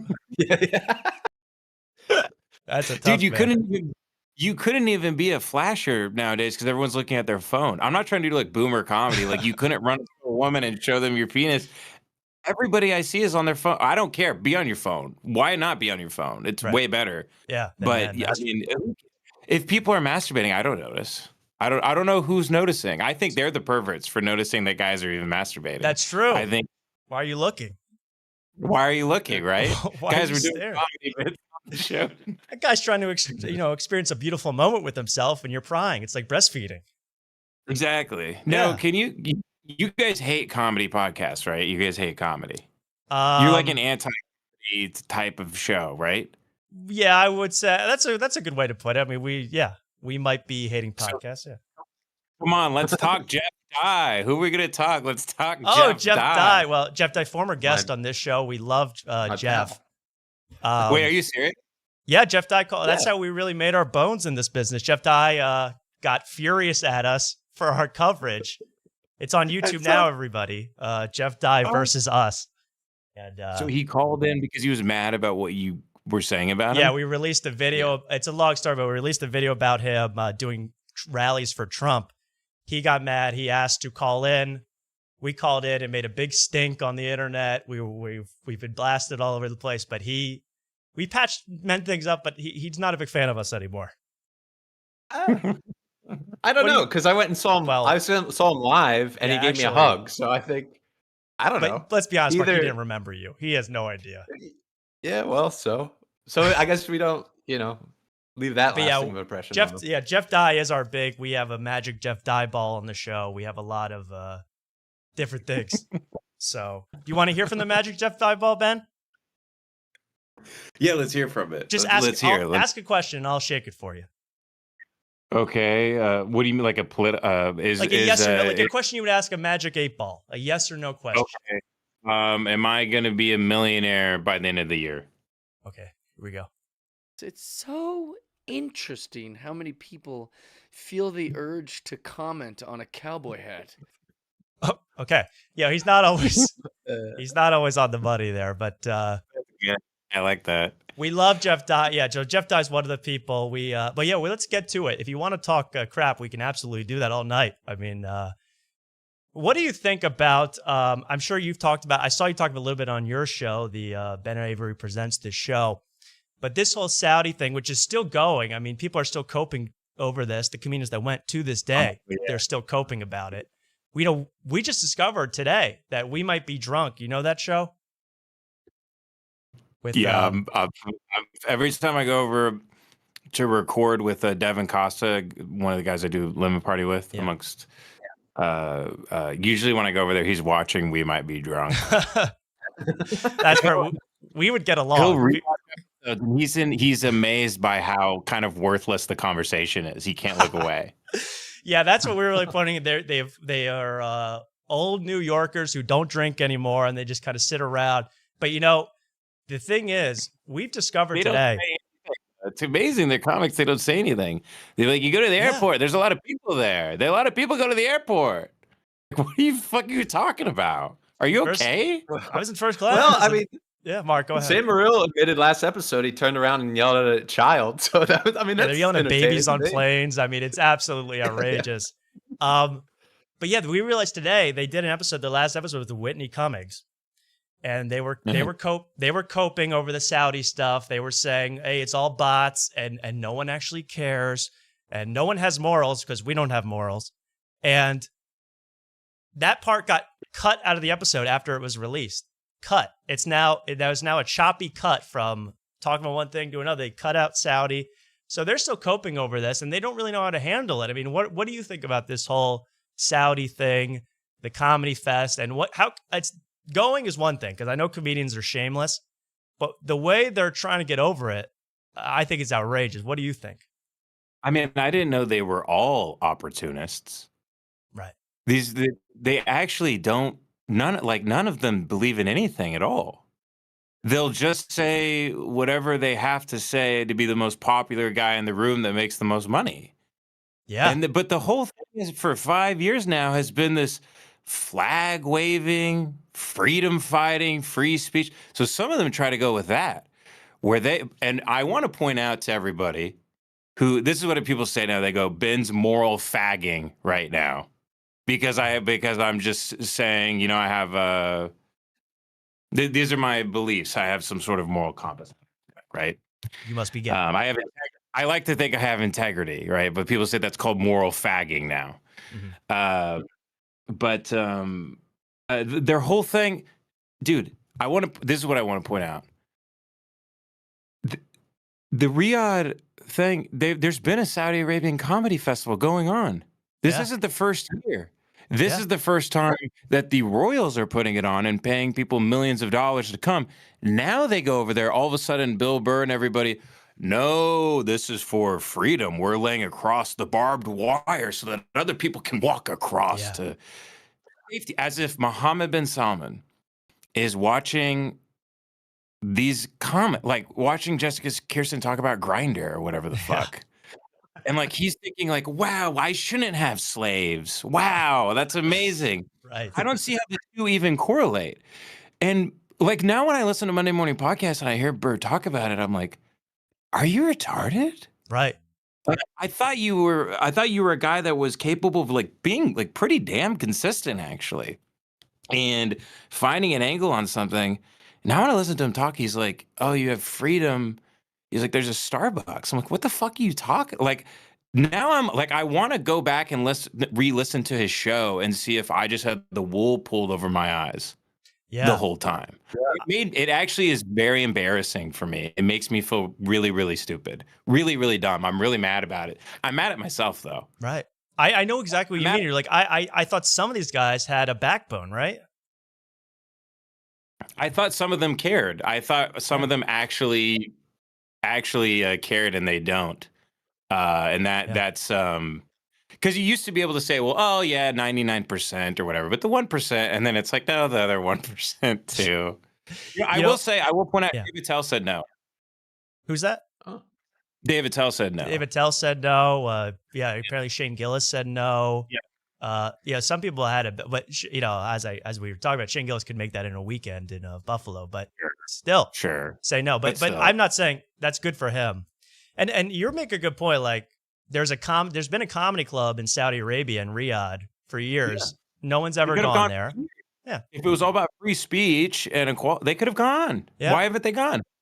Why didn't they care? And you're right about, does MBS or Turkey Al Sheikh actually like their comedy? I was thinking about that. I'm like, if you heard someone say, hey, we're going to pool our money together and raise $350,000 so Whitney Cummings can do one night of stand-up, I mean, you want to give them a lobotomy. I mean, it's insane. So they don't care about the content. They'll let them say whatever they want because they just want the names and they want to spread their message that we're open to everybody. We love I Show Speed and we love Jessica Kirsten. We love these people. All are welcome, and that's obviously not true for the citizens. Crazy. Yeah, I mean, look, man, it's it kind of feels like it's the end of comedy. Yeah, that whole thing felt like and I'm not trying to be too dramatic. It actually felt like the end of all of it. I'm never gonna defend any of these guys anymore. Many of them I've met. Many of them I've known at one point in my life. I'm never defending any of these people ever again. Like I see that I'm like, burn in hell. Burn it, only because their whole thing, the last 5 years, the whole thing has been about like them being the last line of defense against the woke mob. Yeah. And like we all know that's stupid. Right. We all know that's been dumb for 5 years. But now they're literally reversing everything completely and act like they're still like running through battle with this flag to plant it on the other side so that we can. It's like some sort of beacon of hope. What are you talking about? Shut the fuck up. It's infuriating. Dude, it pisses me the fuck off. Like I get so mad at them. I get so mad. Bill has never mentioned the money when he's defending it. Right. Apparently he went on Conan. I'm sure you saw that. Yeah, I saw Too that. lazy got that audio. Yeah. And he's talking. He's on there saying, Well, the worst thing he says is that, oh, I'll be able to answer your questions soon. I'll be able to answer everything soon. Like this has not already been over. Like everyone's not already made a judgment. You know, he is. What is he? Do you think he's still waiting on money? Is he waiting on a big check to clear? Yeah, and I think it's it's certain stuff they got to say under contract. Right. And he'll be owned. And now, how can you trust him? He'll be owned for the rest of his life. He probably wants to do this every year. Yeah, I mean, he's already owned. Look at his wife. I mean, he's owned. He's owned, I mean, if you say in the video game world. If you're bringing your wife to an event and she's like flipping off the president of the United States while you're in there with your hands in your lap, like, dude, I'd rather some guy just come in and start just like fucking my wife in front of me. I'd rather just be in the cuck chair, to be quite honest with you. At least I can whack off, you know. Yeah, that's a private moment at least. How emasculating is it really if I can beat off in front of these two people, you know? So, but regardless, yeah, I mean, and I would be sitting in a very nice chair, maybe a pregnancy chair, right? Because I have arthritis in my back. I would be sitting in a pregnancy chair. That's my cuck chair. I'd be beating off. A black guy comes in. The worst part would be the cuck chair with the hemorrhoid donut sitting on that. I mean, that's got to be embarrassing. That's a tough. It's got to be, yeah. That's gotta be tough. It's gotta be tough. You're trying to wrestle around. Mark, you know all about that. Oh yeah. No, we're kidding. Well, that's absolutely crazy, man. I'm glad you feel the same way about that. I mean, here's another thing that you're involved in, and maybe you can make a comment on. And you know, there's this thing that we're obsessed with, Joke World, the YouTube channel. You know Joke World? Yeah, of course. Now, yeah. We love this Jake. Week. Yeah, he's a sweet kid. Jake World. Yeah, this week at the Comedy Mothership. This week, Joe Pantaleone was on Ridley Radio. You know, it's like that. You know, you want to just scream, but he has a thing which has become big now. The voting. You know, the podcast championship bracket, like March Madness, and we fucked it all up this last time. Did you know that? What was that?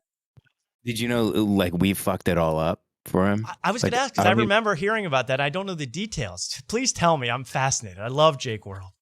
Okay, so first of all, this is actually some tea. Fuck Rick Glassman, by the way. Ooh. So Rick Glassman. Whoa. Okay, so Rick Glassman, the first year, we beat Rogan in the first round. Second round comes up, we're beating Glassman. All of it, dude, within a span of 15 minutes, he jumps up like 3,000 votes. Makes no sense. Yeah. So then we lost because he did it right at the end. We were all asleep and we go, well, whatever. He had bots. And of course he beat everybody by tens of thousands of votes. And it's like, why is he? And you could watch, if you refresh his votes, he would get a couple thousand votes in like a minute. Yeah. When he needed to jump ahead. Yeah. So that's what we decided to do the second year. We said, so we beat everybody fair and square. Then it got to Are You Garbage? And dude, we were beating Are You Garbage, and then they started botting. And we saw it. All of a sudden, they jumped 10, 15,000 votes in like 6 minutes. And we called our friend Joey, and we're like, dude, it's happening again this year. These guys have such an ego. I can't believe they actually want to win this thing, because they can't lose to like some ex-producers, you know, podcast of a bunch of guys that don't even do stand-up and don't even do comedy, blah, blah. They're not legit. Yeah, we're not one of the 250, right? Yeah. So yeah, we got guys in the Philippines, we got guys in India, we got guys in Kuwait. We started, dude, it's just like these call centers. Joey was calling them on the headset, like, "Come on, get him! You gotta!" Like we had them, we were whipping them. Yeah. And the thing is, I think this was in the final four, and it was probably going to end up being me versus Tim, which could have been interesting. That's fat. Yeah. That's fun. Yeah. But we had to cheat to beat Are You Garbage because they were cheating. So we're like, fine, it's going to be our bots. It's our Indians versus your Indians. Let's go. I can play this game. I don't give a shit. Wow. What a tug of war.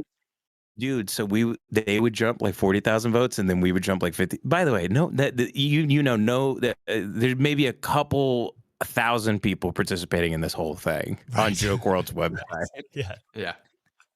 But it was like 130,000 votes to like 125,000. Are you garbage? It was insane.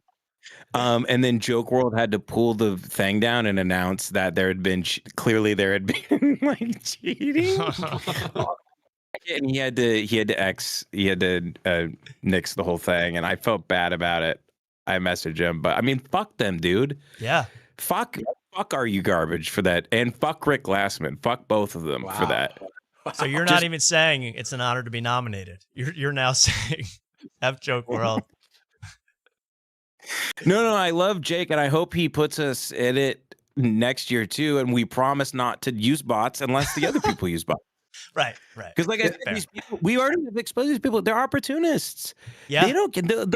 They'll tap dance for Mussolini. They don't care. They don't give a shit at all. Or even worse, Joke World. Or worse. I mean, at least you can tap dance for a big dictator. Now it's Joke World you're running around for. I love that. Dude, I'd feel bad. That's hilarious. Oh, I feel bad that you had to take it down, or he had to take it down. I feel like, I don't know how old Joke World is. I feel like he could have done that as like a school project, and you kind of fucked up his whole school project. You got that guy a C. He got a C on that. Oh man, that's terrible. That's so funny. Well, yeah, but they did. But I'm like one of the 1,000 psychos that goes to jakeworld.com, and I saw that you guys officially on the bracket got beaten by Are You Garbage. You know, he didn't suspend the competition. There was a winner. It wasn't, you guys lost. And no, so what he did is he said there was cheating, and then he announced very quickly on YouTube that they would do it to a YouTube poll. And he did, and there was only like 2 hours notice, and the Are You Garbage fan base got shared, and we were immediately out. But then he didn't show a winner or anything on the website after. So I think maybe people are like, this is fucked. And this isn't fair. We had to do a recount of the whole thing. And then we couldn't find any video about who won, where he's like, the March Madness joke-off bracket is over. Are You Garbage, the champion? Like, he didn't do any of that. Right. And so... And how are they even going to play One Shining Moment if they couldn't have a winner? I mean, you need the montage. Yeah.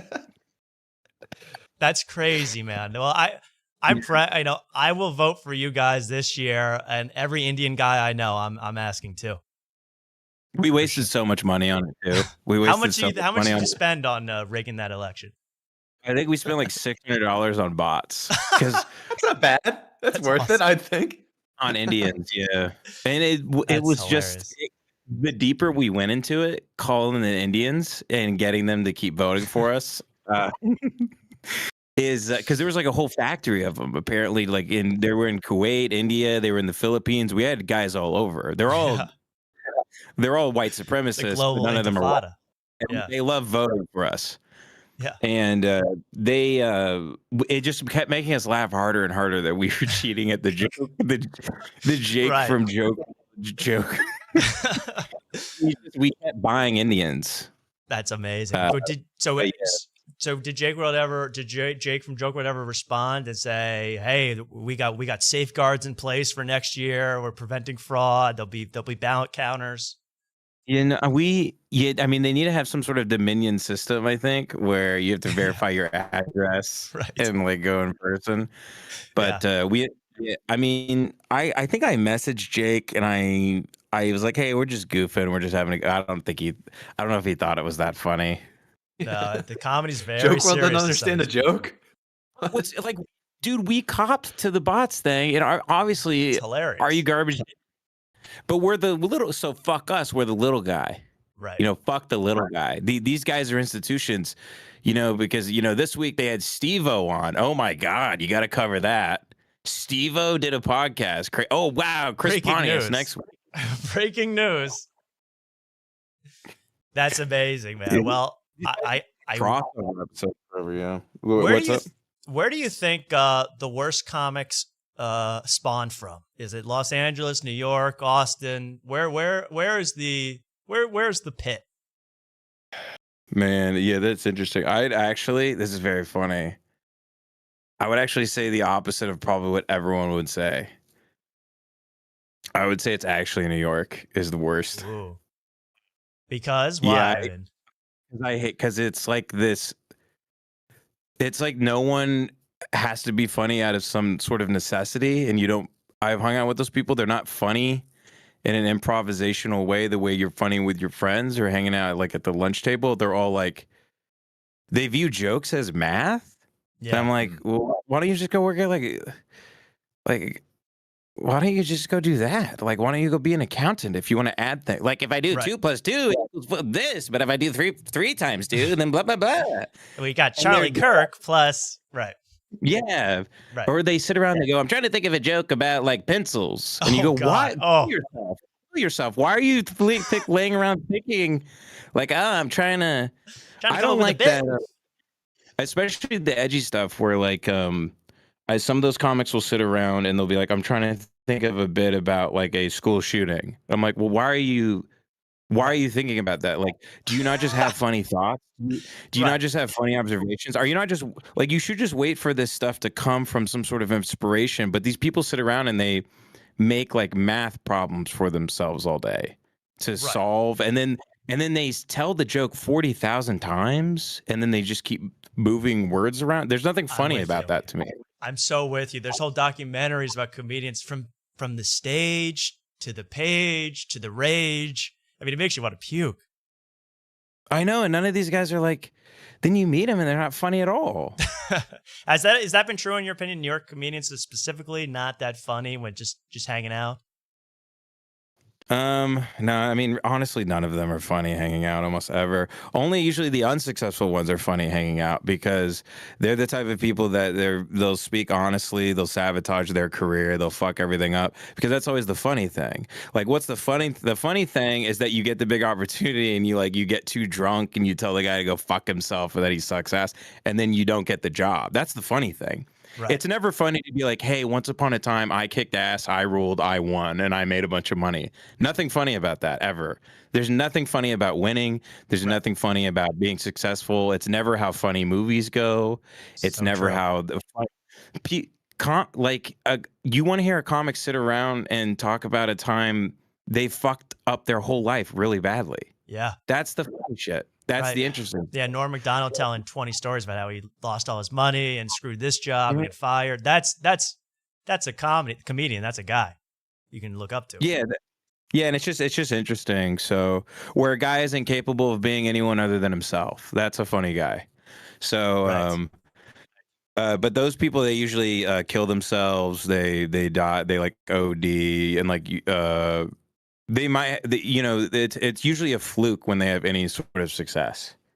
Now it's like you have to become successful by you basically take a part of your personality and commodify it. It seems, and you like market yourself like a brand almost in a very like bizarre way. Right. Where like the industry looks at you and they can describe you in 3 words. They can be like skinny, gay, Latino. Boom, done, got him. Wellborn, exactly. Yeah.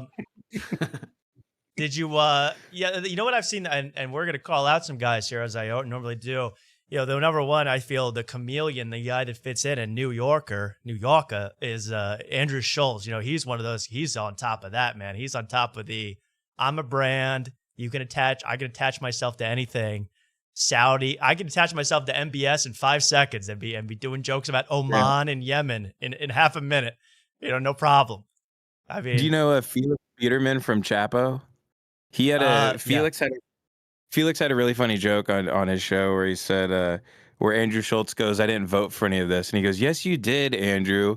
I know you were another race the last time you voted, but that's exactly right, man. And now today on Wigger thing, he's shedding the whole like urban Wigger thing. He is, yeah. Now he's going New York Times opinion piece, right? It's crazy. No one cares. It's amazing. And then, he's back with the boys talking FIFA. But then 5 minutes later, it's Ezra Klein and the state of our democracy. I'm telling you, I said this on my show, Ben. Within a year, within 5 years, he's going to have a book about how to save our country. I swear. Yeah, my prediction for him has always been that he's going to leave comedy and become more of like a Tony Robbins type of guy. I've been saying that for years, years and years. When I first met him, I was like, because comedy's kind of is lower than like these guys would be, they'd be better off if they were OnlyFans chicks. They'd be making more money. Right. Or if they were in the gambling space or alcohol space. So, you know, the Nelk type people or the Dave Portnoy type people, like the big three are gaming, porn, and gambling. And comedy is actually, it's sort of the underground beneath that. These guys would all aspire to actually be up here with those guys. Either like a big streamer gamer guy, a lady who shoves stuff up her ass on OnlyFans, or like a Nelk, like buy my seltzer and play my slot machine on your phone. Yes. Like those are the big industries. So yeah. I've always thought, since those guys are opportunists, they're ladder climbing guys, that he of all people, because he looks like an actual like serpent to me. He seems like something that would crawl out of a drain, you know. Right. And no offense to him, but he won't mind this. But he that's what he kind of feels like to me. And I always thought he would try to eject from that and become almost like a televangelist type of guy. Oh, completely. And I think that's what it sort of is, you know, in a weird 2025 way. It's this new age, you know, hey man, the country's fractured, but we can still go to MeUndies. We can still get Blue Chew. You know, we can still we can unite over Blue Chew. You know, it's like that. Because he's looking out, he's having Mayor Pete on his show. He's having, you know, Ezra Klein dialogues. He's really morphing in front of our eyes. I find that, so you're right, like a biblical serpent. Yeah, I mean, wherever the cameras are pointing, these guys just stand in front of them. So like the cameras swing, like being right wing's cool. So then they're in that camp, and then like, oh, now it's fucking not cool again. So then they step in front of the. Now I've heard Andrew Schulz is on his show, like Democratic Socialists love America. Like he's doing that thing. Oh yeah, so he's into Zoran now. It took him 3 months to get to Zoran, Bill. But when Trump won, he was running around with an American flag on his back, right? Yes. Am I wrong? Yes. Oh, 1,000%. So either he's retarded or he's completely full of shit. And, you know, no one probably makes as much money as him as just being a retard. It's probably more calculated than you think. But I think these guys have like 20 personalities that they can kind of slip in and out of. So they can lie to themselves because it's the other guy that did it, because they sort of shed that skin and step into the other guy, because that guy is the guy that's going to make the most money that week. So then they step into those shoes. And that's how they're able to live with themselves in terms of fucking people over, lying to people, manipulating people. Mm-hmm. I mean, 4 years ago, he was like, shit, man, like we got to do something fucking up in the streets and shit. Like, shit, we got to like motherfuckers out here hurting and shit. Like, he was talking like that on his show. Yeah. I remember that. Do you not remember that? No, absolutely. It was like, our institutions are fractured. You know, it was that kind of thing. It's crazy. Right. He was like Cornell. He was Cornell. Yeah, right. He was Cornell West, man. I don't want to bag him, this guy, too much, but it's the same thing. I mean, but it's the same thing with him, and now you know, now Joe Rogan's throwing cover for Theo Von saying, hey man, we might have made some mistakes, but we're just trying to learn. You know, that's how they get around I just changed my personality. I'm learning all the time about what people will think is popular. That's such a good way to put it. I'm learning how to get better at lying to everybody in my life. Right. And that's exactly what it is. They're learning now. That's the new one. These 45-year-old guys just starting to learn. I like that.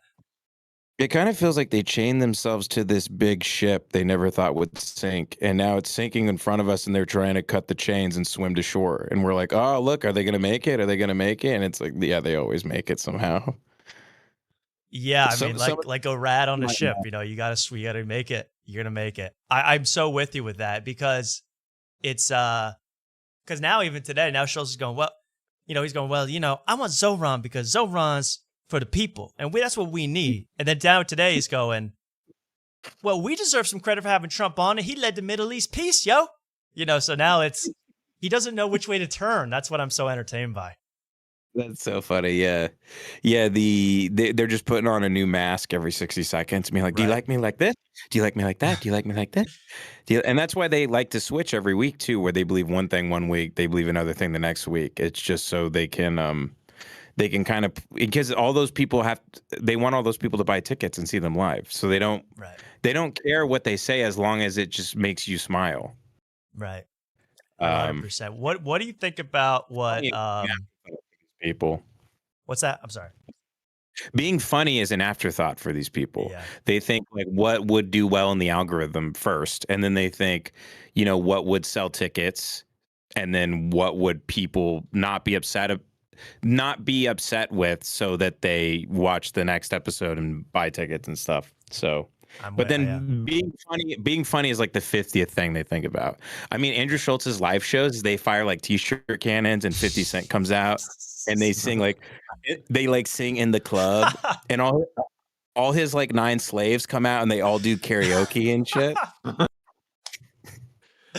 mean the white guy, the black guy, Akash you're talking about?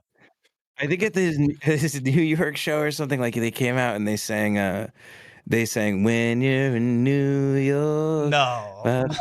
Yeah, Empire State of Mind. They came out and they like did karaoke and 50 Cent was there and they were running through firing t-shirt cannons. And the person that was telling me that was there, I was like, what the fuck? I was like, did they do stand up? And they're like, yeah, they did like a little bit of it. I'm like, isn't that the whole thing? But the whole thing is like a spectacle. It's like distract you from anything we have to say, right? Well, they have nothing to say. So it's like there's pyrotechnics, 50 Cent is there. Right. Andrew Schulz is on a rig system. He's flying around the arena. Yeah, it's like right. It's retarded. It's like retarded. It's but I guess people like it, and then every time you hear that, you go, yeah, but people won't go back next time. And the next time they go back, they sell 2 of those shows. They sell at the arena. They sell it out 2 nights. And I go, I guess I just don't know what a good time is. I guess I don't know what people like, I think. I feel that all the time. I don't know why people go to these shows and do that. I mean, is that something you're ever dude, when I walk around the mall now, everybody is wearing a Savannah Banana shirt. I can't get away from this thing. And you're not a fan? What? You're not a fan? What? You don't like the backflips? Dude, it's like, why? It's like you see that and you go, it's like the government should euthanize you. You should be put down. You should be killed. You should be killed. This is the most popular thing out right now is Savannah Bananas. Yeah. Everybody, they love it. I just don't get it. I don't get it, man. You wouldn't say you want the Harlem Globetrotters to be euthanized. You couldn't say that, but you could go after the bananas. Well, the Harlem Globetrotter guys are actually really talented. I've seen them. Well, you could say the same thing about the banana. I'm not a pro banana guy. Trust me. I like he's old a school banana baseball. guy. Believe me, he's a banana guy. I like a sack bunt. I like all that stuff. But I've seen it. I watched it with my uncle. There's like 2 scoreboards. And it sells out like major league stadiums. It's crazy. Yeah. I wonder, does that depress you, Ben? Is like, I have no idea why people like this stuff, but I guess I gotta put out whatever I think is good, right? No, it only depresses me when I think about it, which I think about it very briefly when I just see someone who like they spent a bunch of money to go to Savannah Bananas. They got a babysitter, they got parking. It was their whole thing. And then they were like, we have to spend $90 on t-shirts so we can let every fucking person on this earth know that we went to Savannah Bananas. And like I saw this couple in their 50s at the mall right by me, and they were wearing matching Savannah Bananas shirts.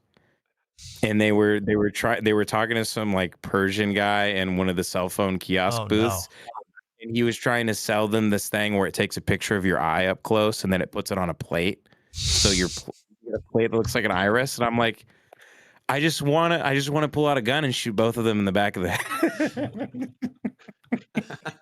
11 parties and never thought about doing the eye picture thing for your fans. These are like, they're just like, I think of them as like gift shop retards. Like these are people that just could They could spend 45 minutes in the gift shop looking at knickknacks and being like, "Oh wow, look, the snow globe, and this one has glitter in it, but this one's snow. What do you think?" Like they're really into that type of consumerism, and it's just. I'm being too mean on this. I don't know why I put my kids down. I come in here and I'm just so mean. You're not in a rage so with the mean. kids, right? This just started now. Obviously not. Obviously not. That I come here and as soon as they're, in their REM, as soon as they're dreaming, then I'm like, okay, time to be evil.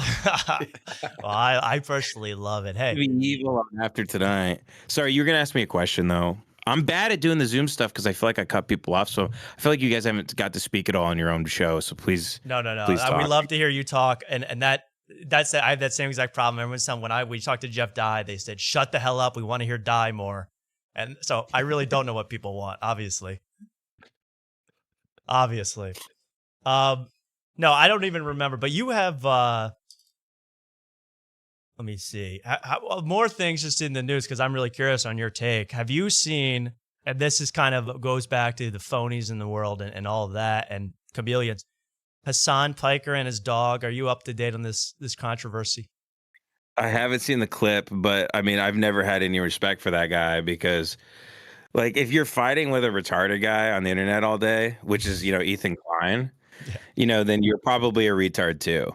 If your sworn enemy is a retarded guy, I have news for you. You're also retarded. And it's not even fighting. It's sneak dissing of yes, that guy. Yes. Sneak dissing. Yeah. Who knows what he does to that dog behind closed doors, though? I mean, a guy that he's huge. He's Arab, right? I don't really know anything about him. He's something suspicious for sure. You think he's getting lefty, tanky girls? You think he's getting them in the bedroom and going wild? Like if he's torturing his dog, that's usually a good indicator that he's doing something weird in the bedroom with ladies. You think? I would. This is allegedly. Yes, absolutely, definitely. Because I believe he's telling them to place just like the dog. He's telling them to sit in place 4 or 5 hours at a time. And I think he just rants about Palestine. There's nothing sexual. Israel. Nothing sexual going on, though. That's the one thing you need to know. The thing those guys is they always have breakdowns and they say they hate their life and they hate what they do and they want to like. I saw that today. So when it's just so funny to me where I'm like, dude, you guys all have enough money. Just walk away. What are you still doing it for then? Right. And what is it? Is it just more money, attention? I mean, well, I don't know because if all these problems he wanted solved were solved, then he'd be out of a job. Yeah. I think he was actually mad that there's a ceasefire. I think he's actually pissed. He's gonna have to go on vacation. Yeah, right. It's just more. Hey guys, here's my catatonic dog. There's nothing else to talk about. So he wants violence in the world. Yeah. I mean, I don't really know anything about. I'm not smart enough to understand geopolitics and all that stuff. But when I see these guys going for because they'll do 8 hours a day talking about communism. I'm like, don't you get bored? Right. Like, is this really all you want to talk about? Like, this is it? Nothing else in the world interests you except you don't switch it up. You do one day on space or the Bible or something nothing.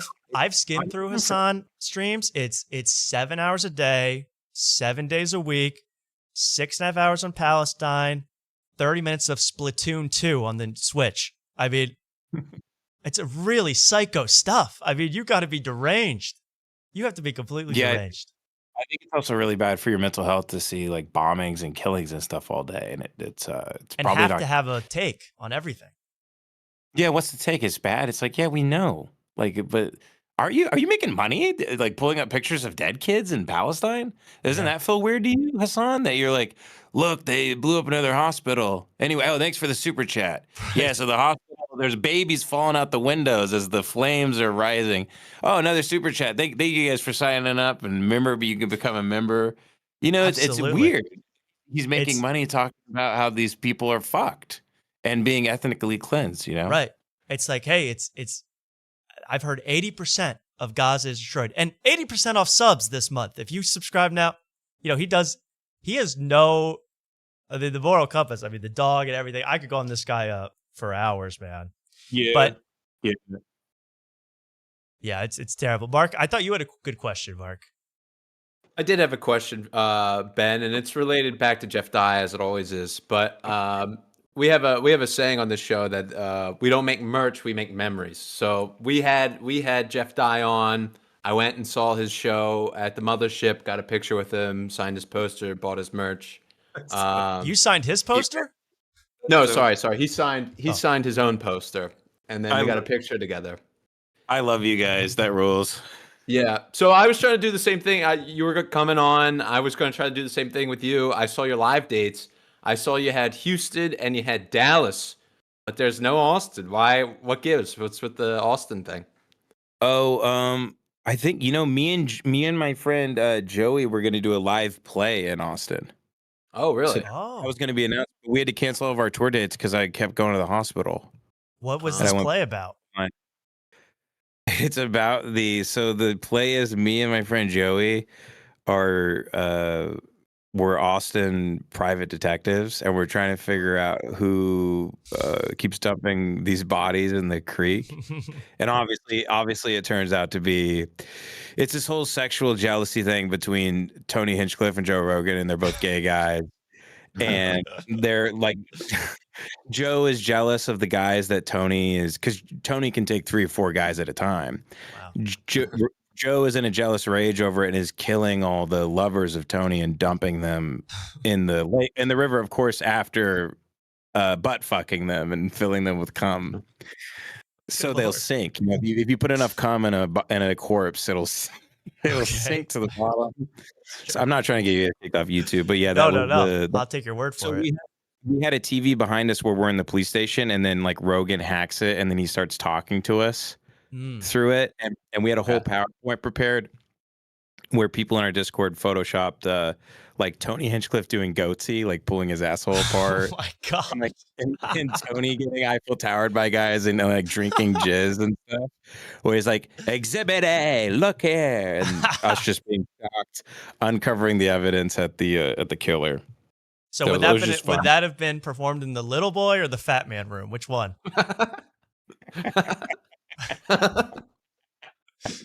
It sounds good, man. Yeah. It rules. So has that play been performed ever? Yeah, we recorded it and put it on my website. But the audio was really bad, and we wanted to rewrite it and reshoot it, and that's what we were going to do in Austin. Wow. Yeah, but if you need an extra, if you want a dead body, I could play a dead body. Well, we had like all of Rogan's cronies would come in at the end and try to defend, try to like take us down. So like Bert Kreischer comes in and tries to kill us, and then David Lucas comes in, but David keeps hitting his vape and he can't get his gun out of his pocket. And like that. We're gonna hire a Chinese guy to be Hans Kim. That's perfect. I mean, I'm seeing Tony's, man. This is a good. I like this idea. Do you have a venue?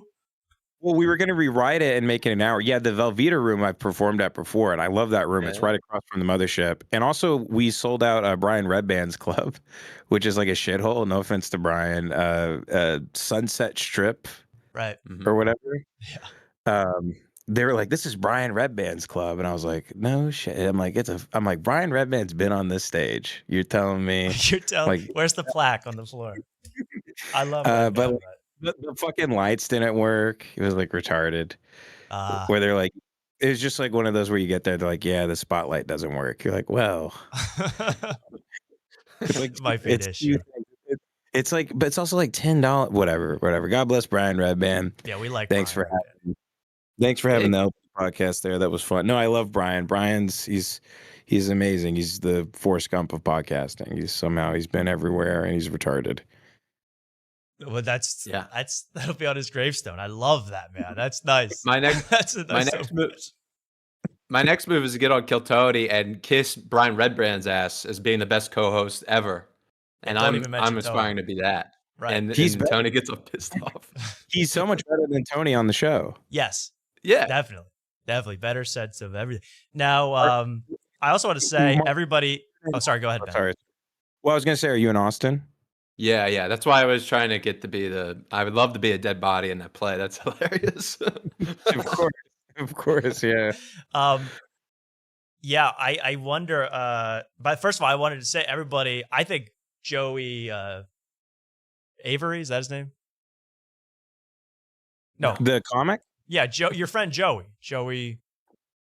Oh, no. He's on this podcast called Hate Watch that my co-host Devin runs. Oh, it's a different Joe. His name's Joey LaFleur. I do know there's a comedian named Joey Avery, I think. Oh, but I just said your last name. I confused myself. I'm sorry. But no, it's okay. Joey LaFleur is hilarious. I think he's so funny. He's one of the funniest guys I've seen online. Yeah, he's amazing. He's incredible. Yeah. So that's exciting. Everyone should watch Hate Watch as well. We won't keep it too much longer, but you have a live stream show. You're fine. I'm having fun. Okay, cool. You're having fun. Thanks. My neighbor. Okay, go ahead. You have a live stream show. It's called Ben Avery Presents the Show. It's usually the same time as our show, so I don't get a chance to watch, but I enjoy it. How is that? I always think, like, how do you decide what to talk about this show? Because I look at it, 1 hour you're watching Mexican guys eat food, and 2 hours later it's readings from the book of Leviticus. So how do you?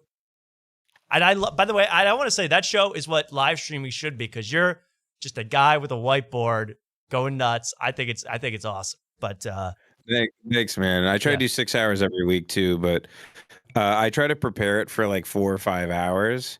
Okay. And I have like these notes, and then I'm like, all right, and I go live, and I'm like, I have no idea what I'm going to talk about or say. So I'll start telling certain stories and try to weave it in there. But then someone might send a link, and that sends me down a rabbit hole for like an hour and a half. Right. So it's somewhat interactive.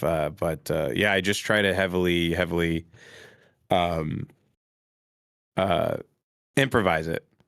Which is the same when we do the live podcast. I go out in the crowd, and me, Jason, Devin have nothing for live Lemon Party shows. And we'll do an hour and a half, hour, 45 minutes where we're heavily improvising and trying to go back and forth and riff and create. So we go up, we have nothing to say. I mean, absolutely nothing. Is that a scary feeling, or do you like that? I'd be scared. Yeah, and it's so much more fun because because it could go horrible, and that's what's really fun about it. It's so much more fun than, like, I have friends who are like stand-ups, and they're like, I'm so nervous, and we're like, why? Like, you've already said the thing 100 times, you know it word for word, you know it always works. Like what? That's what we don't get. We're like, why do you guys even get on stage? Like, what is the point?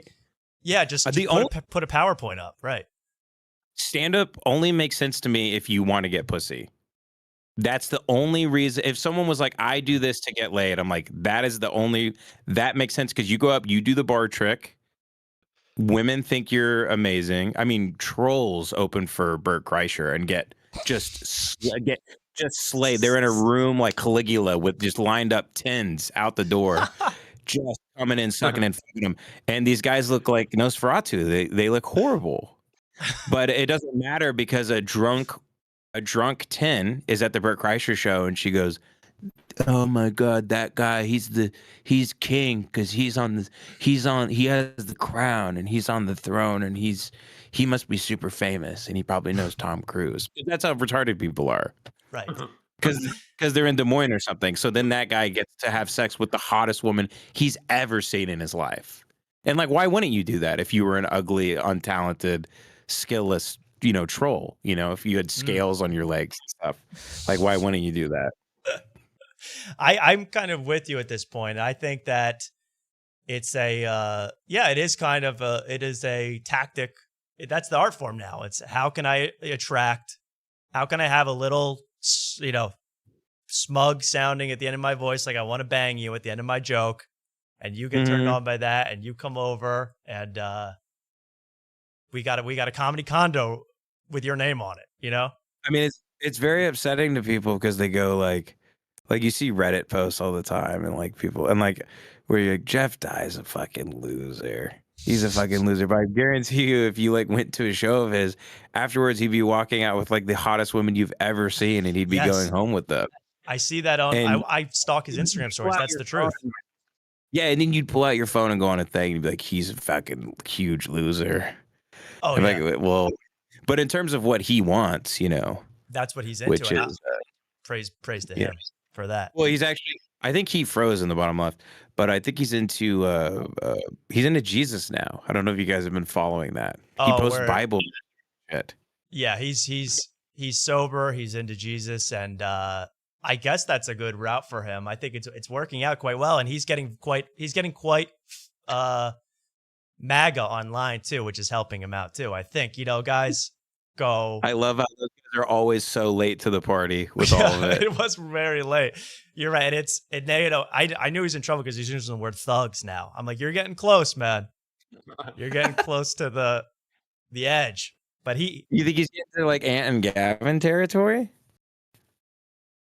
That's almost where some of the online discourse is going. You know, I think that's kind of his next. No, I don't know. His next route. I don't know. That doesn't attract tens though when you go into full thuggery mode, right? I don't know. Anthony cleaned up I don't know if you've read his book. No. Yeah. Cumia, I mean, got like insane pussy. Really? Just being a vicious racist. Yeah. Yeah, I guess that's true. That's true. Mark, have you had any success? Because Mark does stand up. Anything? I haven't done stand up in a while, but no tens. I haven't had that. No tens yet. But I have been to a Jeff Dye show, and there has been. I did witness tens. That it was a whole smattering of people. Like, I don't know if they were conservative people. It was just a whole mix. But do you get a sense that the women are going to have sex with them? Well, I walked in behind a crowd of like four like milfy kind of moms, and they seemed that they were definitely attracted to Jeff Dye. Yeah. That's why, I mean, Matt Rife shows everybody. It's an arena of people that want to have sex with them. Yeah. Gay guys, grandmothers, everybody just wants to fucking suck him. That's the whole deal. That's so true. Absolutely. But here's another guy who no one knows about yet who's doing the same thing. Do you know Gianmarco Cerezi? I do, yeah. That guy is a straight man.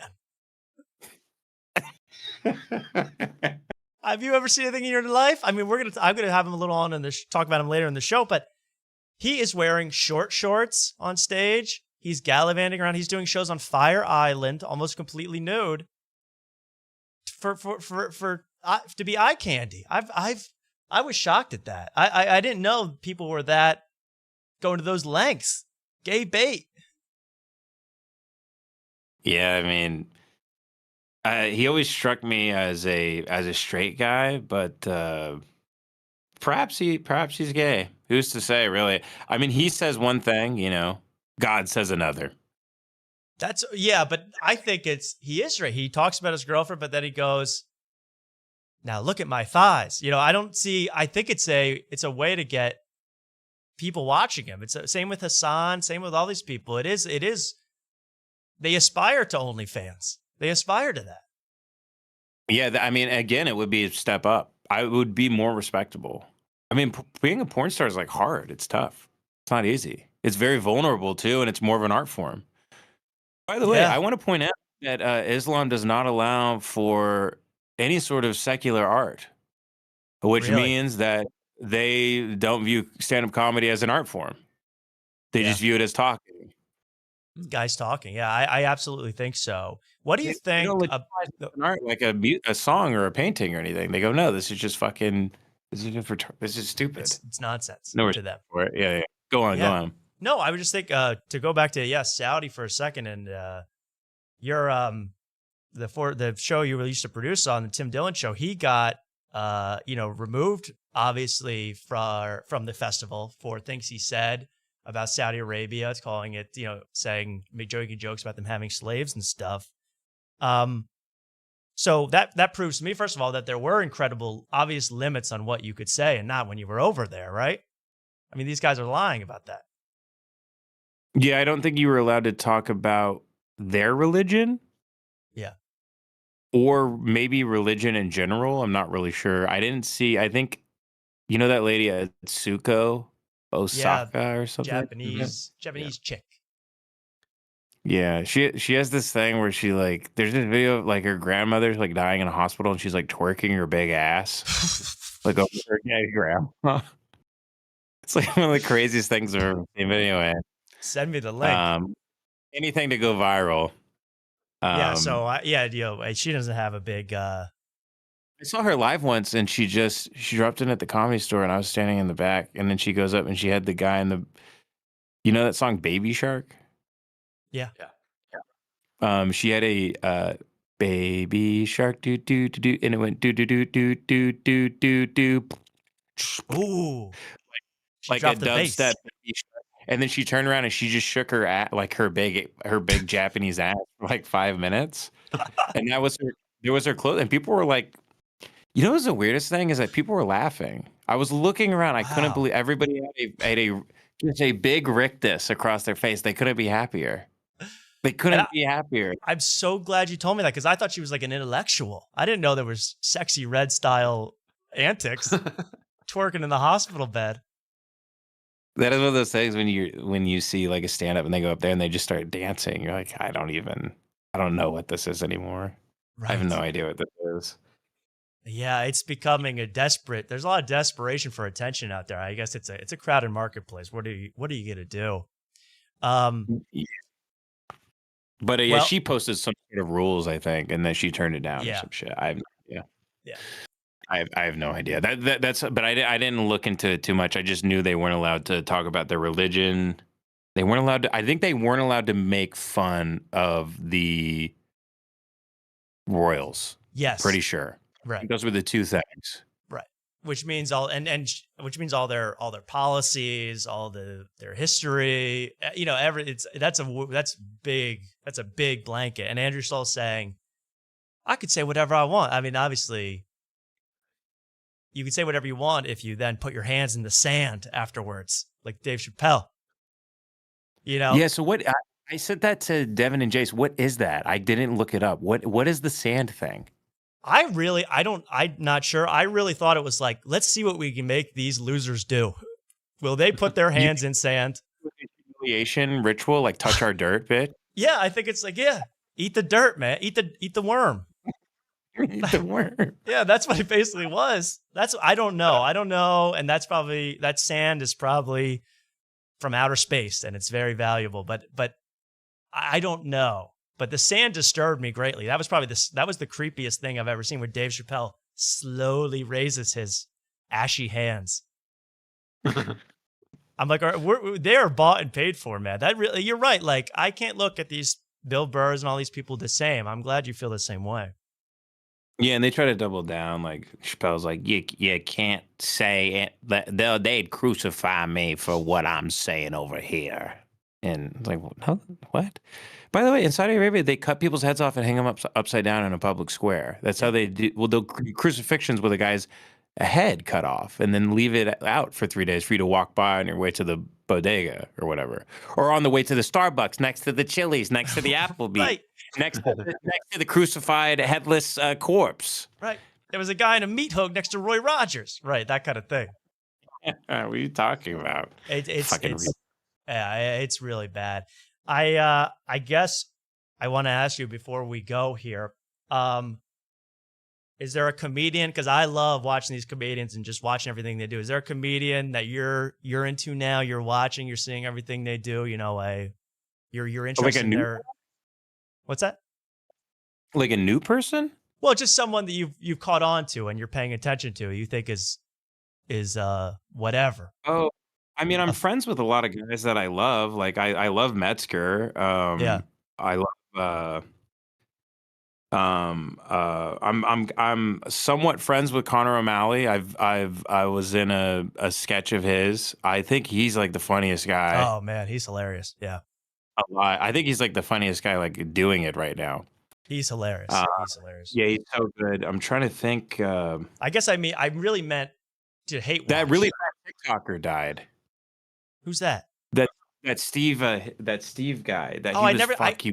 I saw someone posting about him, but he has like stuff in his lips, at the edge of his lips, like little studs or something. Yeah, he was funny, but he was good. died. Billy and Spud make me laugh on War Mode, honestly. Yeah. And then Roachfort's a good friend of mine, Nick Roachfort. He's like the funniest hang, and Oh, you've hung out. Yeah, he's great. I like him a lot. he's a great dude. He's super funny. I'm trying to think who else. Damn it, because my wife asked me this the other day. She goes, "Do you even like anybody?" And I was like, "Yeah." And I actually listed off like 15 people. Fuck. Let me Twerking think. girl. I mean, the people that make me laugh are just like fat guys on my phone. Like if I open my phone and see fat people, I'm like, that's funny. Yeah. Like I just see a fat guy eat a big cake on the toilet. I go, that's better than going to HBO and seeing what the new stand-up special is. Do you think we're entering like almost what they used to show at like the Penny Arcade 100 years ago, which is like 5 seconds of a fat guy falling for a nickel? Is that the future of entertainment with AI? I mean, is that all we're gonna see for the rest of our lives? That's what I'm worried about. That we're just gonna see AI generated Mexican grannies, turning into doves. It's hilarious. It's this weird phenomena I've noticed when I go out and when I'm with my in-laws, where they'll just watch anything their phone shows them. Yeah. So as soon as they can sit down, they get on Facebook, they hit Reels, and dude, they watch these videos where like a guy eats an orange and then turns into the orange, or then a guy eats an apple and he turns into an apple, and it's just playing the chicken dance song like ba-na-na-na-na-na, ba-na-na-na-na-na, da-na-na. And I'll watch, and they'll watch these videos on loop before they even go on to the next one. So they liked it so much, they're like, let me see that one more time. Let me see that again. They'll watch anything. They do it I see people do this in public when I'm out with my family. They listen to it on the loudest volume. I mean, it's nonsense. There's no narrative. There's no sense to it. They'll sit down and watch whatever. Now all the stuff is AI, so it's like we're raping the earth for all of its resources so people can from what I can understand, I'm not trying to be too dark on this show, but like all these school teachers are getting arrested now for making CSAM of their students, AI CSAM. Right. So it's like, so this is like, if this is the 6th great mass extinction, it's going to be the most evil one, because we're not going to have any water, and like the power is going to be shut off. So like some school teacher can just be whacking it. Yeah. Be whacking it to some AI generated CSAM in his basement. As the feds are closing in. I'm totally with you. It's this. They just announced that they're gonna let ChatGPT be like be porn, sexy. like Be erotic. Yeah, and why? And that's just what it's gonna be. I mean, talking about this, doesn't it make you feel like an old like hater boomer who doesn't 1000%. I feel like I don't know what's up anymore. What's up from down? I don't even know what CSAM is. I'm lost. CSAM. It's bad, Mark. It's bad. Okay, I'll take your word for it. That I feel the exact same way. That I feel like, am I losing my mind? Am I just out of touch for the first time? But then I see videos of Elon Musk smoking blunts with Tupac Shakur. I'm like, this is the future. This is what we're gonna get till the end of time. I mean, you're right. Let's drain the resources now, if that's the case. All the water, all the power, everything for that. I don't think the GDP is increasing at all. It's all this like rapid AI development that everybody is sinking money into right now, which is why there are lighter restrictions elsewhere in terms of advertising. Like people like me are being allowed on YouTube. They're giving me green dollar monetization. Why? Because they don't care about the safe bets with influencers and stuff. Now they just do shotgun advertising where they're like, we have a very small budget for marketing now. We can't just do brand safe influencers who are like, I hate to rant against woke stuff, but you know what I mean. The woke brand safe stuff. They have to do a shotgun thing, see what people are actually watching, see where there's actually engagement. So all of a sudden YouTube's paying me now. They let Lemon Party back on YouTube. There's lighter restrictions everywhere. It's because all these companies are hoping they get bought by the government too. Is that right? Yeah, they're trying to ramp it up because they can't. It's not profitable. They can't They can't make money doing this.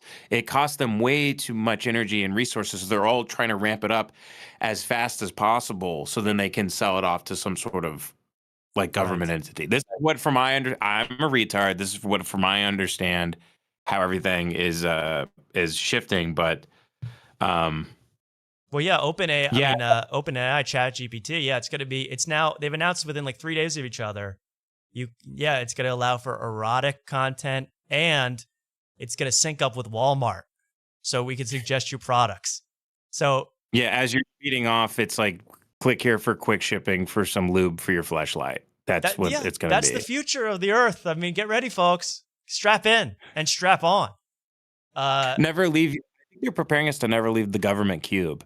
That the food comes out of a tube. It's just a pink glob. It comes out of a tube. We suck from the tube. We just have a big iPad. We lay on our back like Franz Kafka's Metamorphosis bug, and then we just hit a little iPad like this to make the titties bounce as we get sucked off. I mean, I guess that's you could either do that or go outside. But I mean, if you want to just be hooked up to a slot machine all day, it seems some people won't really want to do that, because that's kind of what it is. Yeah, I mean, I would not have imagined it, I guess. But enough being old boomers. Give us I need something optimistic to end in this segment, please. I mean, anything you're looking forward to in life. I mean, yeah, I think art's going to get a lot better because things are so bleak and so bad. So people are going to make things for the sake of making them. I'm in a really good place mentally and otherwise because, I mean, I'm disillusioned with it all. I genuinely love doing my stream. I like preparing them. I love reading. I love writing. I love my family. When I think about the wicked world, the sickness of the world, I get like pretty angry because I feel like the wall's closing in. But then, once I go about my day, I don't think about it anymore. This is all these rooms that I'm in with there's something about a microphone that I feel evil the minute I start speaking into it. I know what you mean. I know exactly what you mean. Like isn't it like it's the Palantir orb where as soon as you touch it, you just start like feeling possessed and like evil for some reason, This thing's not good. The phone's not good. Microphones aren't good. We shouldn't be doing any of this after tonight. Well, so true, but keep watching our show and Lemon Party and Ben Avery's presents the show. You're a fellow Mexican Coke enjoyer, so I'm on your side, man. Yes. I'm the biggest Mexican Coke. If it were socially acceptable, I'd walk around with like a 6-pack all day. I'd be popping them. Yeah. They got them at Costco. You can get like a 30-pack for nothing. Yeah, I'm so into that. People telling you that's not good for you. Get off my page. Get off my DMs, okay? Because that stuff's good. That's right. It's straight from God's bounty or whatever the hell. Someone told me one of you guys didn't like me though. Which one of you guys didn't like me? It was Mark. No, I don't think it was. No, rat him out immediately. Because I don't think we've ever we've excited to have you on. I would be honest if we'd said anything negative. Mark, did you say something negative I don't know about? Ben, I'm sorry. I only know you from the first thing I know about you is the Tim Dillon show. That's how the first exposure I got of you. And I didn't want to bring it up at all, so I just didn't. But I had nothing bad to say. Is that okay? About him or me? I don't get it, but no, I didn't say anything bad. Now I'm like, so you're sounded awful defensive. It seems like I'm very defensive. Yeah. People told me before I went on that one of you didn't like me, and they said something about Jeff Dye, so I tried to bring up Jeff Dye. Those are bots. I didn't know what those are all bots. No. I don't know who they were, but we love you, Ben. Honestly, we're so glad you called in. I really appreciate it, and it's a long time coming. I'm so happy you called in. And anything you want to say at the end, plug or anything? No, this was great. You guys are really cool. I'm glad Mark. You're doing stand up, by the way. Sometimes I'm gonna get back into it. I got a life thing coming up, and then once that's over, I'm signing up for Kill Tony every Monday. I'm gonna get up there. I'm gonna kiss Red Band's ass and get the hell out. If you love doing it, you should do it. If it is fun. But no, it sucks. Like I hate open mics. I hate going out there. I hate interacting with people. It's truly awful. I mean, you know it. I don't have to like explain the shitty parts of it. It's horrible. It's horrible. It's the worst thing on earth. But I like to torture myself. This is so much more fun. Oh yeah, exactly. So Exactly. I've always said that. Absolutely. But where can I catch? Because I saw there's no live dates for Lemon Party. Where can I catch it live? Like, how do I see this play? What do I need to follow? You know what? I need to call Joey. We should set up something in Los Angeles. The thing is I'm just not going to be able to travel for a while. Walking has been very, very difficult for me. So walking through airports is going to be tough. I'm kind of waiting to go off of my medication once the inflammation in my eye goes down. Okay. And then once I'm in the clear and I'm not having like a thing and it's easier to walk, I think I'll try to do those dates again. But I'm sure we'll come back to Austin. Good. I can't wait to buy merch. I can't wait to get a picture. I'll give you merch, Mark. You don't have to. Well, I want you to be on the wall. If you're a guest, you should be on the wall. You got to be on the wall. Yeah, I got a new studio coming. The doors are gone. It'll be good. It'll be nice. Ben, hey, get better. Get well soon. Seriously. Yes. Thanks, buddy. Yeah. I appreciate it. Thank you. Thank you for coming Excellent to talk to you, Ben. Have a great night. Thank you so much. It's a pleasure. Peace out. See ya. Bye-bye. Bye-bye. And there was Ben Avery on the call. Thank you so much to Ben Avery. Again, check him out on Lemon Party. And Ben Avery presents the show. And who the hell in the chat is saying that one of us didn't like Ben? Why would you put that? Rattled Mark. That rattled Mark. Yeah, what the hell? And I had no defense. I can't think of anything funny. I can't riff. We're not riffers here. It's the trouble for us. God damn it. No. We ruined my whole night. We love Jeff Dye and we love Ben, and no hate to anyone. Honestly, we loved hearing from everybody.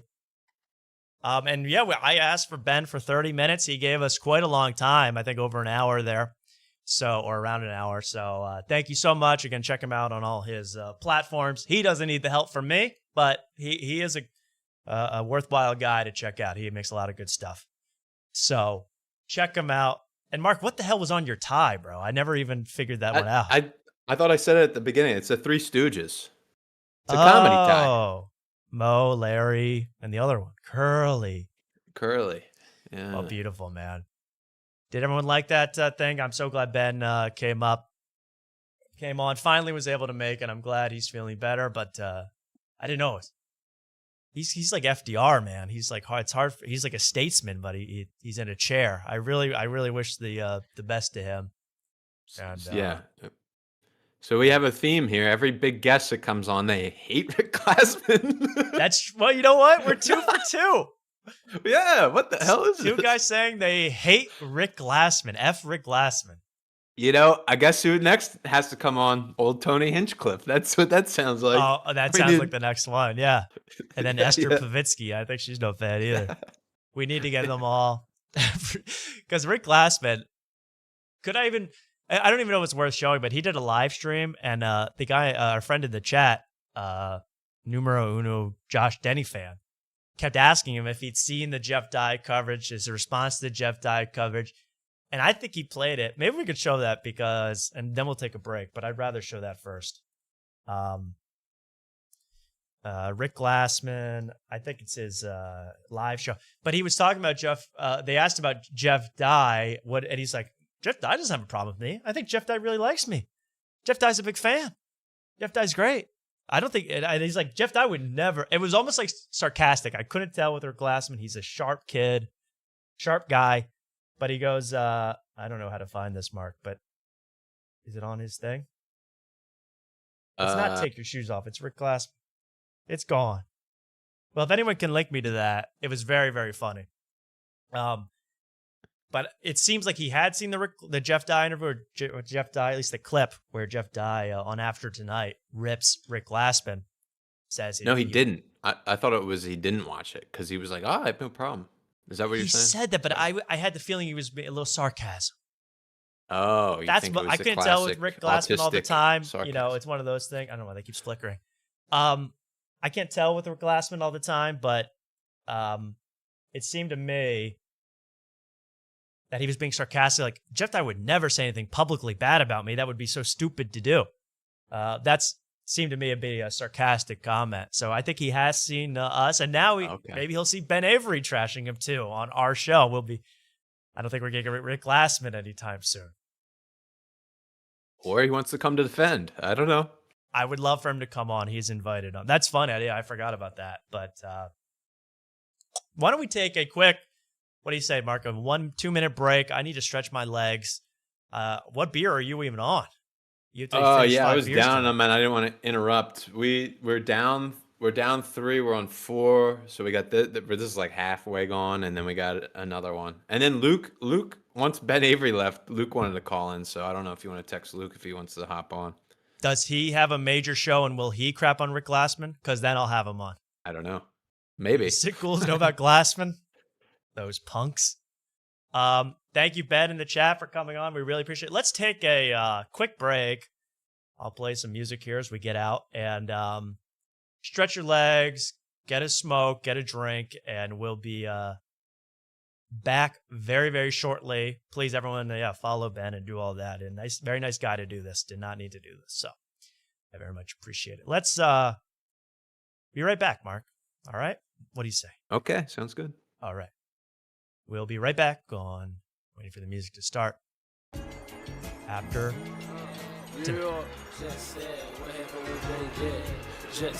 I need to stretch, guys. We'll be right back.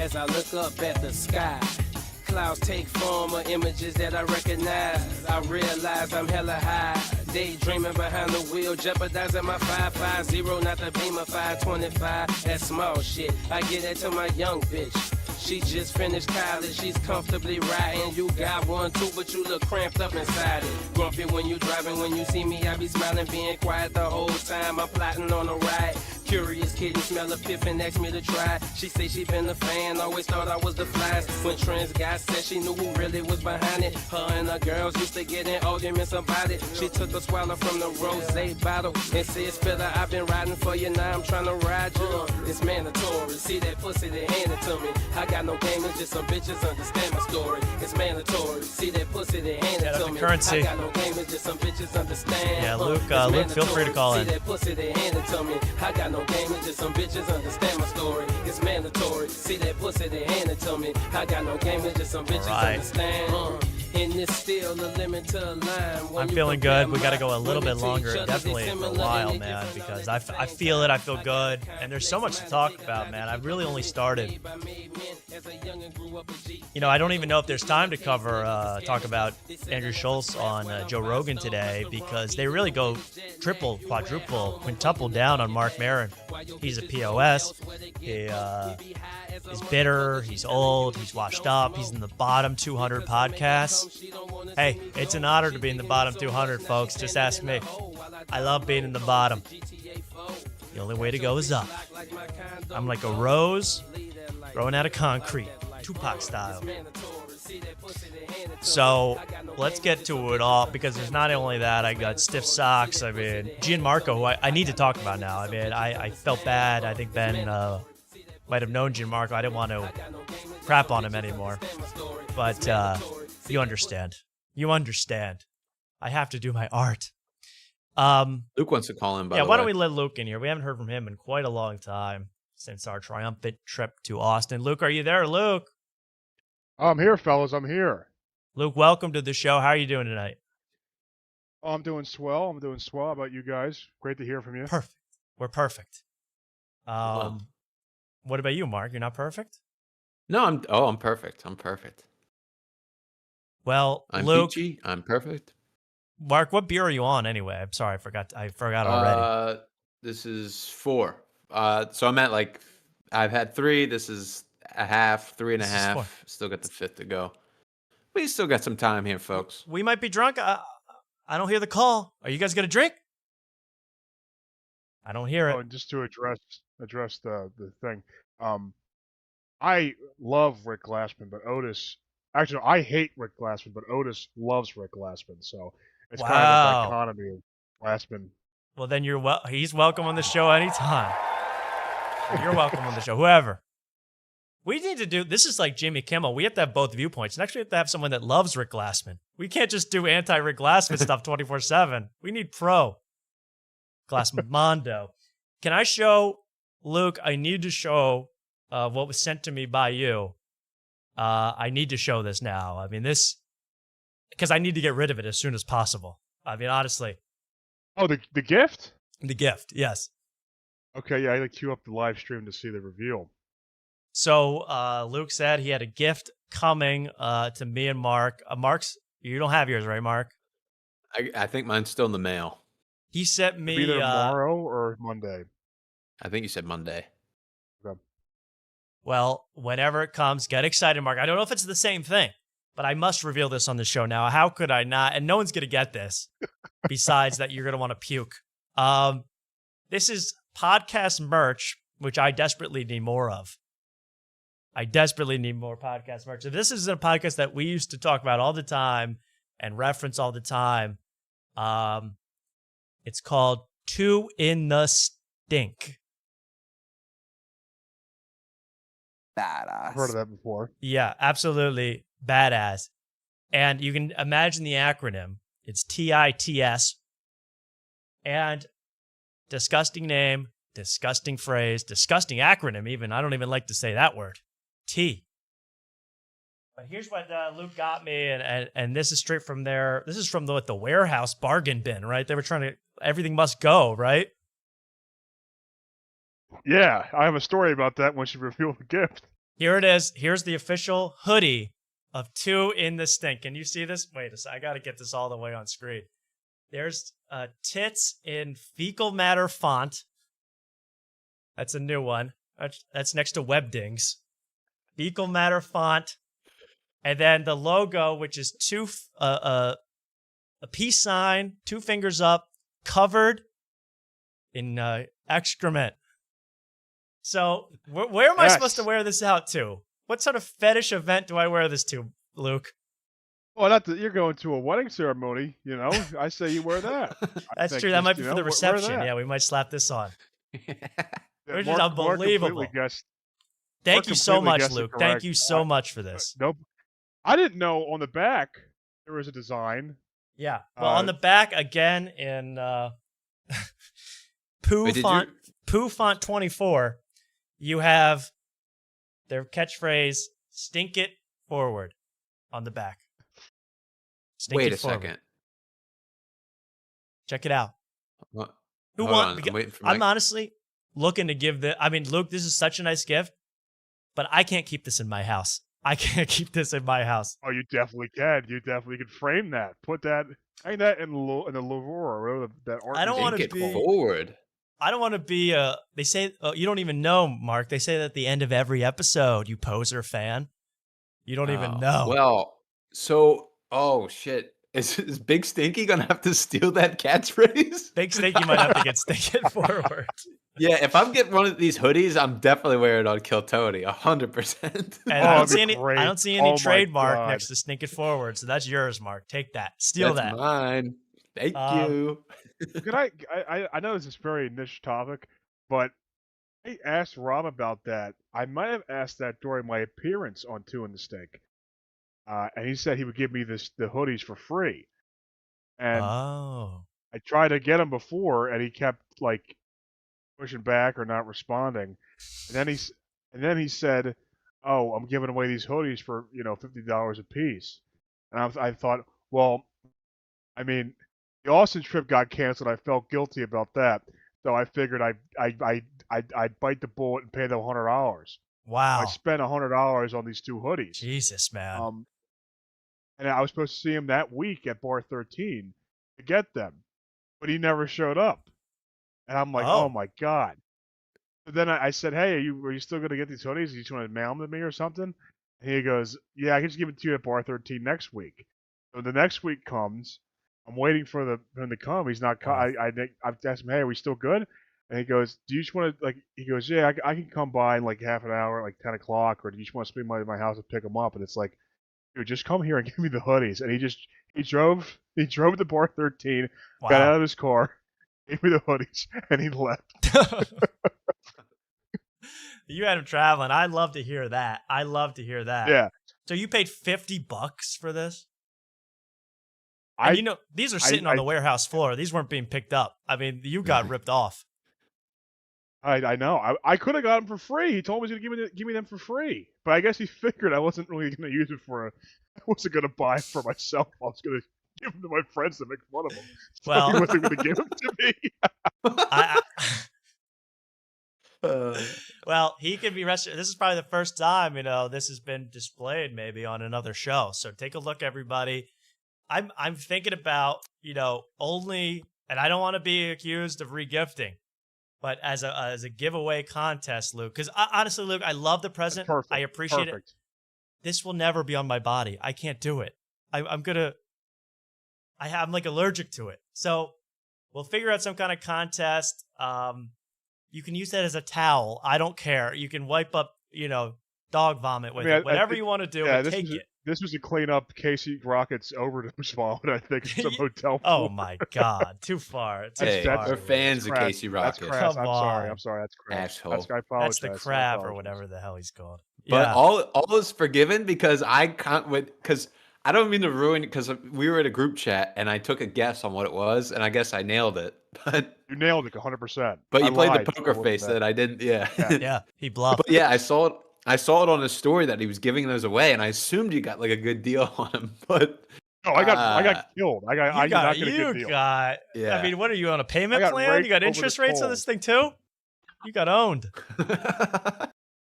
You got owned. But I love this, Luke. I really appreciate this as a gift. It is completely clean. Anyone who wants it, I'm gonna do some kind of giveaway contest or something. And again, you can put this on perfect. You can put this on your biggest enemy when they're asleep. I don't know what you can do, but do something fun with it. I had to ship those at the UPS store. Is that embarrassing?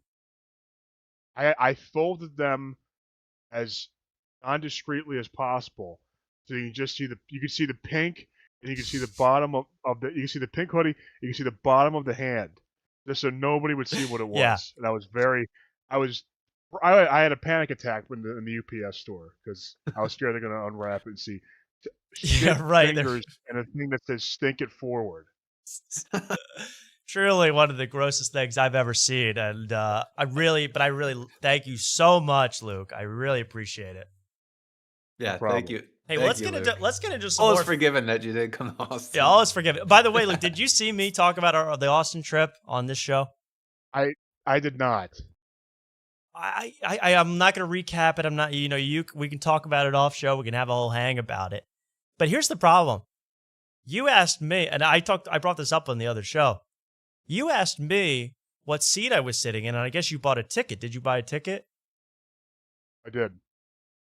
Could you have at least bought the ticket next to me to give me a free seat? For God's sakes, I was next to some... I know. I mean, I was squeezed next to some overweight Zoomer. I would have been...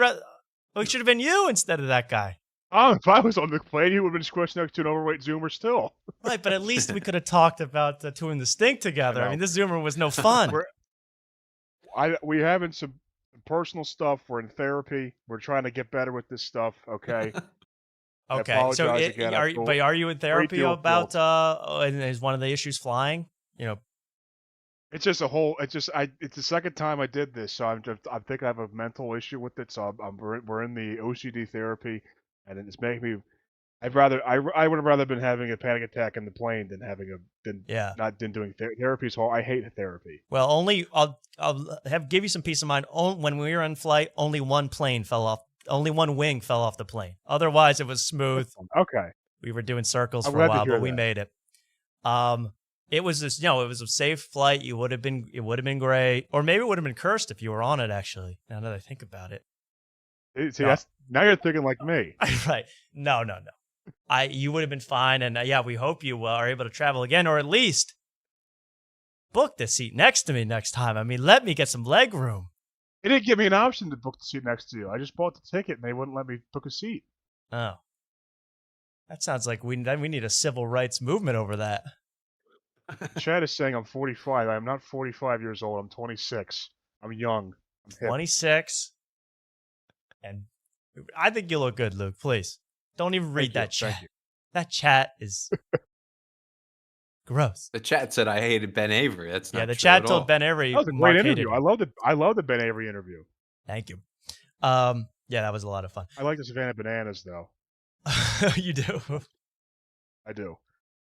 You got their merch? Because that would have been a fan for life. An enemy for life. I have a Savannah Banana shirt somewhere. I don't know where it's at. Ben, call back in. Call back in and yell at this guy. No, let's move on. What, Mark? Tony would have been like, "You should be the Philadelphia Watermelons." Oh, Badass. Absolutely. Now, here we go. Let's move on to, can we talk some local Philly comedy for a minute? What do you guys think?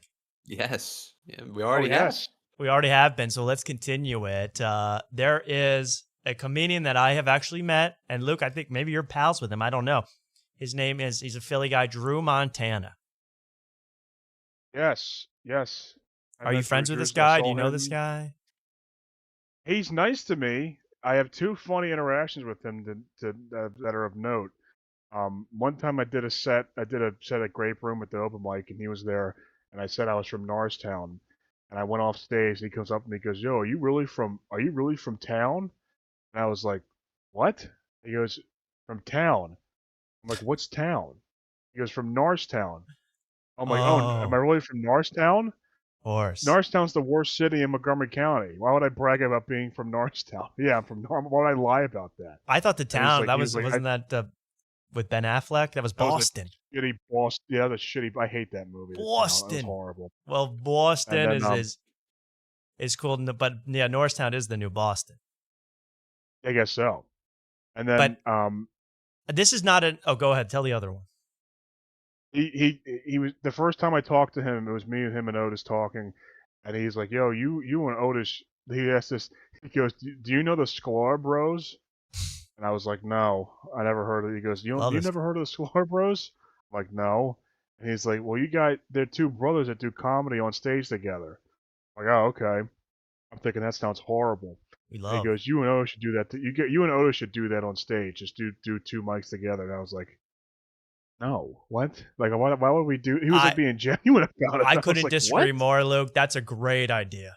I think you guys should do that. Bumping mics with Luke and Otis. Instead of Jeff Ross and David Tell's put down, it's, "Hey, lady, kill yourself." Okay, next victim. Yeah. Then you got to tap your mics. If you see Drew do comedy, you hear a lot of fake Philadelphia comedian laughing at him in the crowd. Well, maybe that's so. It's all clicky up there, but this is in defense. This segment is in defense of Drew Montana. Total defense over the unwarranted, unmitigated disaster of an appearance by Kerryn Feehan on First Date with Lauren Compton. Whoa. She goes after Drew Montana. She badmouths him in every way. They apparently were dating, Luke. I don't know if you knew that. Yeah, they were dating. I'm going to hate that I'm saying And I'm also... sentence.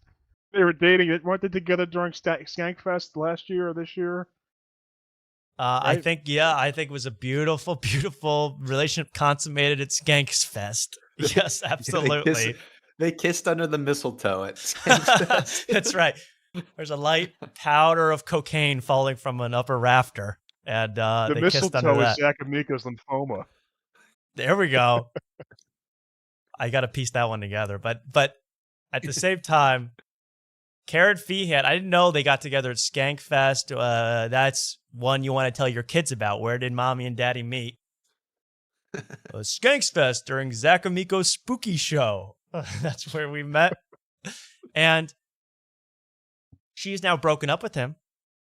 They are separated, legally separated. Wait, Tom, how did we find out about this relationship to begin with? That's a great question. I heard, I thought I heard it from you. Yeah, so I think I know. found out first, but I'm a psycho. I mean, it could have been on, it's the do rag and the dear tag. I might have been on that I heard Drew mention it. or she was on that with him. I don't know, but it ended a couple months ago. And she goes on this show where they talk about their, their dating history and all this stuff with Lauren Compton. Shout out Terry Black's Barbecue. And Mark, where do we go? Because I didn't have time to really. So you got to tell me where to go because where she badmouths Drew. Because this was unwarranted. Yeah, I got them all. And you see, I asked you earlier in the week I was like, do you need me to get time codes or anything? You never said anything about this. And then I got one today. Don't slime me out like this. Don't slime me out like Kerryn Feehan, okay? We all know I'm unorganized. Maybe I'm in that kind of mood. Me and my hot friends want to make fun of you behind your back. You're a 10. Go ahead. Right from the get-go, she asked about her last relationship. It's like 1:45. Yeah. It's real early. And we have to hear the intro. You gotta share the screen with me and Luke. This is in defense of a Philly Bull. I mean, we side with our Philly Bulls, right, Luke? Absolutely. And this is no different. Absolutely. So excited to see you tonight. I love this too. Oh, he's dating the. Oh, never mind. I apologize. Can't wait. First date. Okay, here she is, the beautiful and welcome to another episode. Stunning Lauren Compton. She looks great. She's looking good. And there's Kerryn Feehan. You harpy. How dare you do what you did to my brother Drew, my Philly Bull. He's a my Jezebel. Chubb Bull. Yes?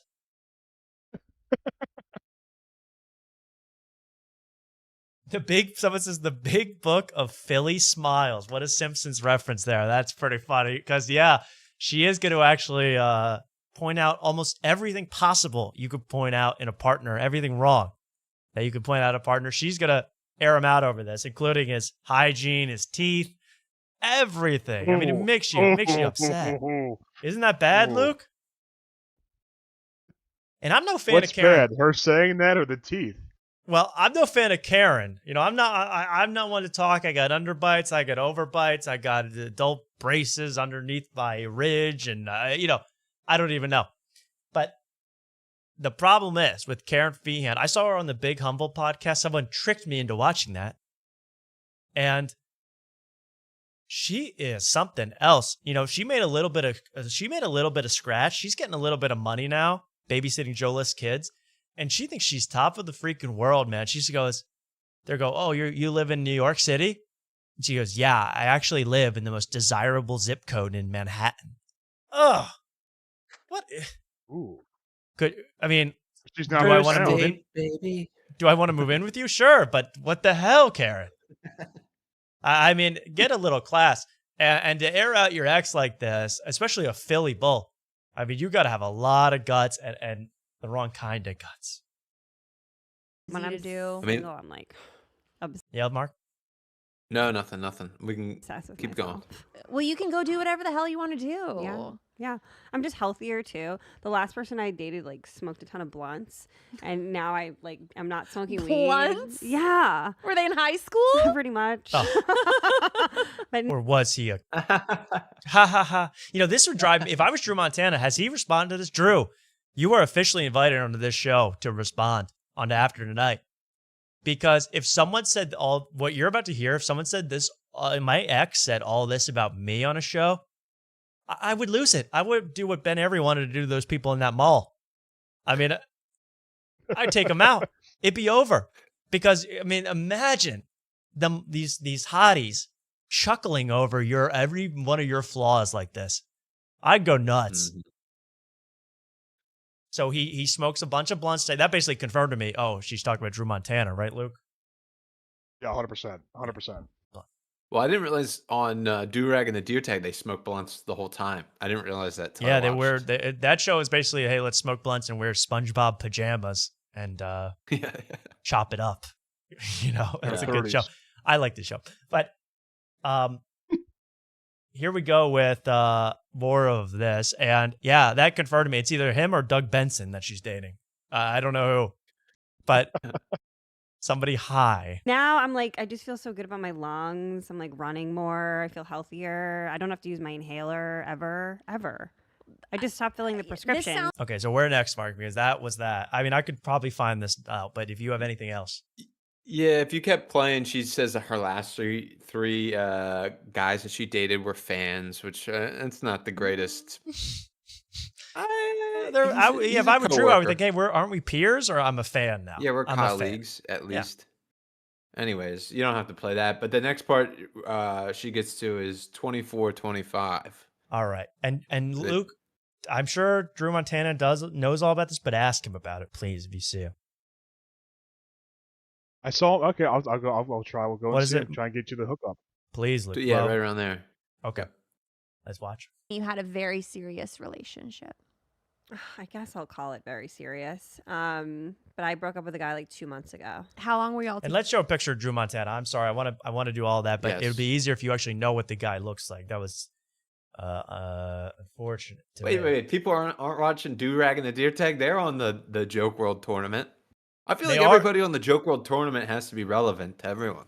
Anyone that is mentioned in the Joke World Tournament of Champions or the Joke World Podcast Roundup, you need to know. Yes. Yes. I've even learning I about love your Radio Ridley. I love that show now. I love your recommended shorts too. So it's like What were they? Stiff socks. Oh my Matt God, McCusker. you'd lose your mind if you watched what I watched. You wouldn't last a minute in the podcast asylum that I grew up in. Here's Drew Montana. I want to get one where they're actually in the studio. Cool sneaker that's not a work boot. So you can see Drew Montana gets out of bed, shows up here, and he's on the left.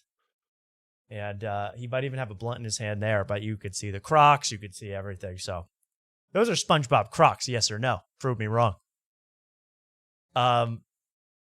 But there's Naeem Ali, of course, on the right, too, another Philly Bull. Ebony Moore. Now, which one? Now, point to the person on screen, Luke, that knocked you out of Philly's Funniest. Ebony Moore. Really? Ebony Moore's very funny though. I'm a big fan. She was funny on this. I watched some of this. But there's Drew on the left. You know, he's a guy. I relate to this guy. I understand this guy. Sorry, that was fucked up, Luke. I didn't mean. I thought you went against an Ebony Moore. That's why I saw the name. See what you're doing. We might be drunk. The more Mark drinks, he takes out on everybody he loves. No. I good name. didn't think it was anything. My stage name is Ebony Less. So Okay, let's go on with this. And she's about to talk about her previous relationship. I guess I'll call it very serious. But I broke up with a guy like 2 months ago. How long were y'all together? Like almost a year, like 10, 11 months. That's serious. Yeah. How did you break up with him? I took it seriously. Oh no! Oh no, you didn't, girl. And this face, when someone was talking about me and they had this face on when reacting, I'd lose my freaking mind, Drew Montana. Yeah. I always feared my entire high school life. What are these girls saying about me in the locker room? What are they chatting about? Right? Isn't that every guy's fear? Didn't you hear earlier that she's very proud of her lungs now? She's very proud of how her lungs are. So that takes importance over a man is lung health. Well, his lifestyle was affecting her lungs, and I understand that. I've dated a lot of female coal miners. He was way too young for me. Oh. Way too young for me. Way too young. And sometimes you or I like miss I thought that there was a connection, but it was really like codependency. Ooh. Oh, on their part. That's my shit, dude. Yeah, like It gets worse. like if you're like texting me like clockwork, like every day at a certain time, and like we're like texting like, you know, all day every day, like I'm like, oh, this person's in love with me. Like I don't text even like my friends that much. I'm like very like loosey goosey, see you when I see you. Like I know you're my best friend. I don't have to like call you every day. Yeah. And this person was like that with me, but then I started to notice that he's like that with like his friends too. Like always like kind of like needing to be in touch, you know, like. And sometimes it's like maybe you should go to work, like get a job. Like you're like, Oh my God. Oh, Drew. Have you ever heard Oh. someone get slimed out like this, Mark? Yeah, I did that. Good job. Well, first off, I want to be in that Durag and the Deer Tag group chat. They must be firing off texts all the They time. sound like good I gotta get in friends. there. Yeah. I know. I only text Mark to get time codes. I said, get these time codes stat. So she's saying he's codependent. I don't know how much we should watch this, but there's something else. I mean, we at least got to hear the teeth part. Yeah, keep watching this part because they'll conclude this part and then we can go to the end. By the way, if you are enjoying the show, if you're liking the show so far, you like the Ben Avery interview, all of that, please. Be sure to like, comment, and subscribe. It really helps us out, and maybe we hit 750 tonight. That would be, I think we might have. I don't even know. But thank you so much. It means a lot to me that you enjoy the show. Thank you. So much. That it's like, why don't you like text, like, I don't know. He's like, because I don't have a car. Yeah. Wow. You don't even know, but you know. Oh. See, gets worse. It was just, I also just like love. And like we did have like a lot of fun together. So I was like, this is love. I'm in love. I'll just be in love. And I was in a position of just like financial dominance, right? Like I'm just killing. And I don't care about money. Like, I really don't care if the guy has money or doesn't have money. Sometimes it annoys me if the guy like flashes his money too much. Mm-hmm. I'm like, I'd rather like an equal. Like, I come from like blue collar. My mom. So hear that, Drew Montana? You've been, as they would say in Mortal Kombat, financially dominated. You are she has announced, Drew Montana, that she has fin-dommed you. What is your response to that? Because that would drive me up a wall. And it's not, I'm not trying to make fun of Drew Montana with this. I'm trying to say, Kerryn Feehan, you get on, don't get too big for your britches here, Kerryn, because people will come back at you. Look out. Yeah, I mean the comments knew that she dated Drew, that this was all against Drew. There was many comments that said poor Drew. Poor Drew. Poor Drew. Yeah, Poor you don't, Drew. I mean, you're going to want retaliation. I mean, listen to any of Taylor Swift's last 3 albums. She's still worried about her ex from 8 years ago. Yeah. She's still talking smack. I want the fast cars with the blinking lights. Wish list. I want a basketball player to own. What's next? Just keep playing. There's one little end to this. Financial dominance. Here we go. I was a teacher. My dad was like a salesman. So like I dated a trust fund kid, and that sucked. Yeah. But when you have money, you just kind of start liking what you like, and you want to do what you want to do. And if I'm with this person, I'm just going to cover it because they can't, but I still want to eat at Sushi Nakazawa. Like, you know what I mean? You want to do what you want to do, but if they can't afford it, you end up being a sugar mama. Yeah. And that's like, that sucks for them. I think it like emasculates them. So I think that makes them like not attracted to you anymore. You know what else emasculates them? Going on first date with Lauren Compton. That would emasculate any man. Drive me bananas. Wow. Let's get to the teeth part, because I thought that was just pure meanness. They say one last thing, but it never ends with these two. I mean, it's just this little like girly thing that makes me want to get, not. That wasn't. I'm a feminist. That was just. That was angry. That's self-hatred. But, yeah, no. You want to go? Why I oughta? You want to go full honeymooners? Just two hot girls beefing about somebody that you don't even have that much interest in to begin with, but you gotta. There's some bring loyalty him down. to him, Yeah, it's pure. It's women at their worst here. Honestly, I love women. Yes, I'm addicted to women. So do I. I'm like Tyler Fisher. I love sex. I love sex and having sex every night. Is that a problem? Okay, define aggressively hitting on. I mean, yeah, define clubbing over the head and dragging back to my hotel room. Define that. I mean, that's what we're getting to. But I love women. I really do.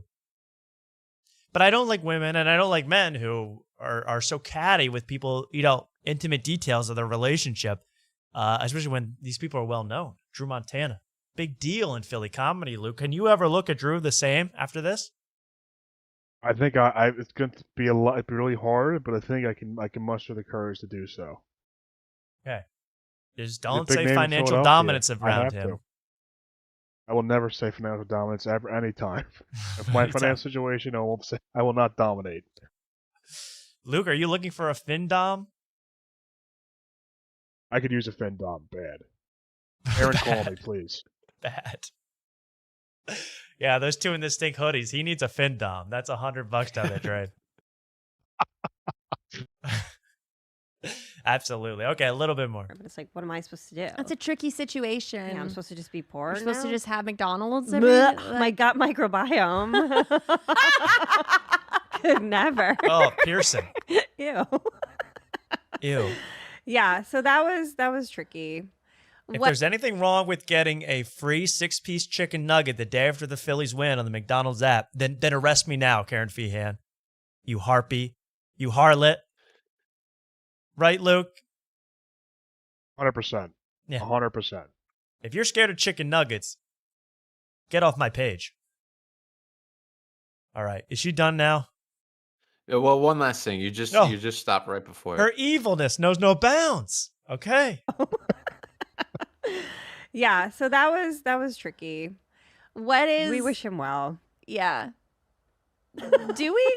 Yeah, of course. Okay. Of course. Oh, Lauren. You do? Shut up. You don't even know who the hell you're talking about. You're barely even comedy. You do podcasts, and you talk about dating, and you throw these Philly podcasters under the bus. You know nothing. You don't know a goddamn thing about do-rags and deer tags. Nothing. To be fair, I don't know what the hell that is either, but yeah, I'm with you, Mark. I'm with you. Yeah. I don't know if Naeem's the do-rag and Drew's the deer tag. I don't know. No What idea. happened to Rob Cruz's hair? That's what I really need to know. What part of the name is that? Wow. Anyways. Thank you. I'm with you, Mark. You Yeah. ranted perfectly there. Thank you. Is we it could like 35 or 36 minutes? I forget. 36.50 for the teeth. 36.50 for teeth talk. Oh boy. This is a low blow. This is a low blow. And Drew, I really do mean it. I want you on the show. I want to talk Kerryn Feehan. I want to get it out there. I want you to have a chance to say your piece. This is not fair. This is not fair. Because I guarantee you Lauren Compton's not looking you up.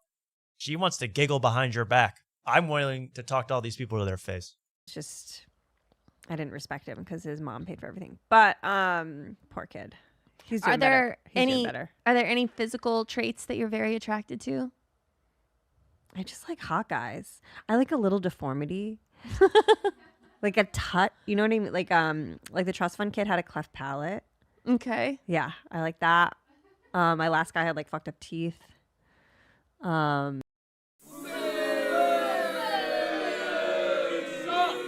Boo. Boo. Now she's going after physical features. I mean, this is so low. So low. That's low.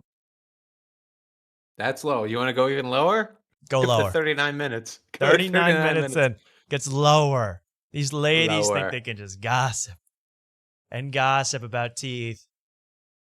But let me tell you something. Glass houses, Kerryn. Glass houses. Because Drew Montana could say a million things about you, I'm sure. And So we'll be have careful. him on here. And we'll have him on here to say every one of those things. And he'll do it. Because he's an honest guy. Acts of romance. I guess my last guy, he was romantic in his own way.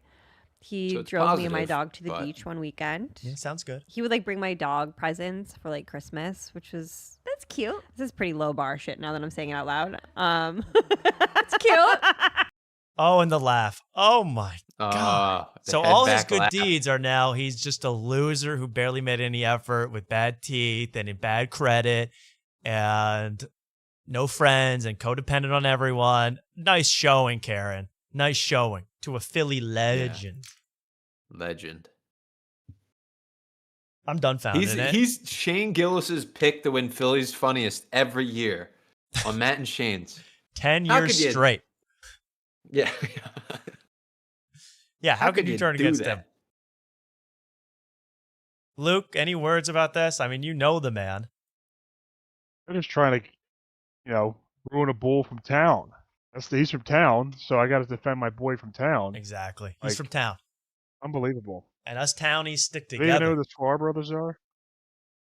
I used to love when I was Yeah, the 10. I Sklar loved the Sklar brothers because they hosted on ESPN Classic. They hosted a show called Cheap Seats, where they would just make fun of old ESPN footage of weird sporting events. Now would I say, oh, they're lame? Maybe, but back in my day, they were. I love the Sklars, and you guys could be the modern day Sklars. You would notice. Could maybe. Well, good, and we'll see.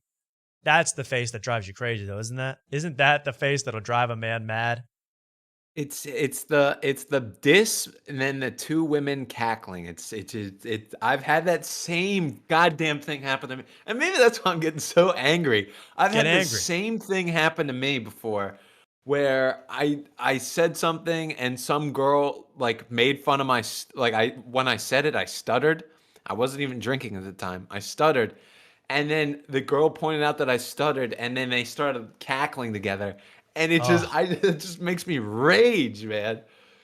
Yeah. No, that's what I mean. It could drive a man absolutely nuts.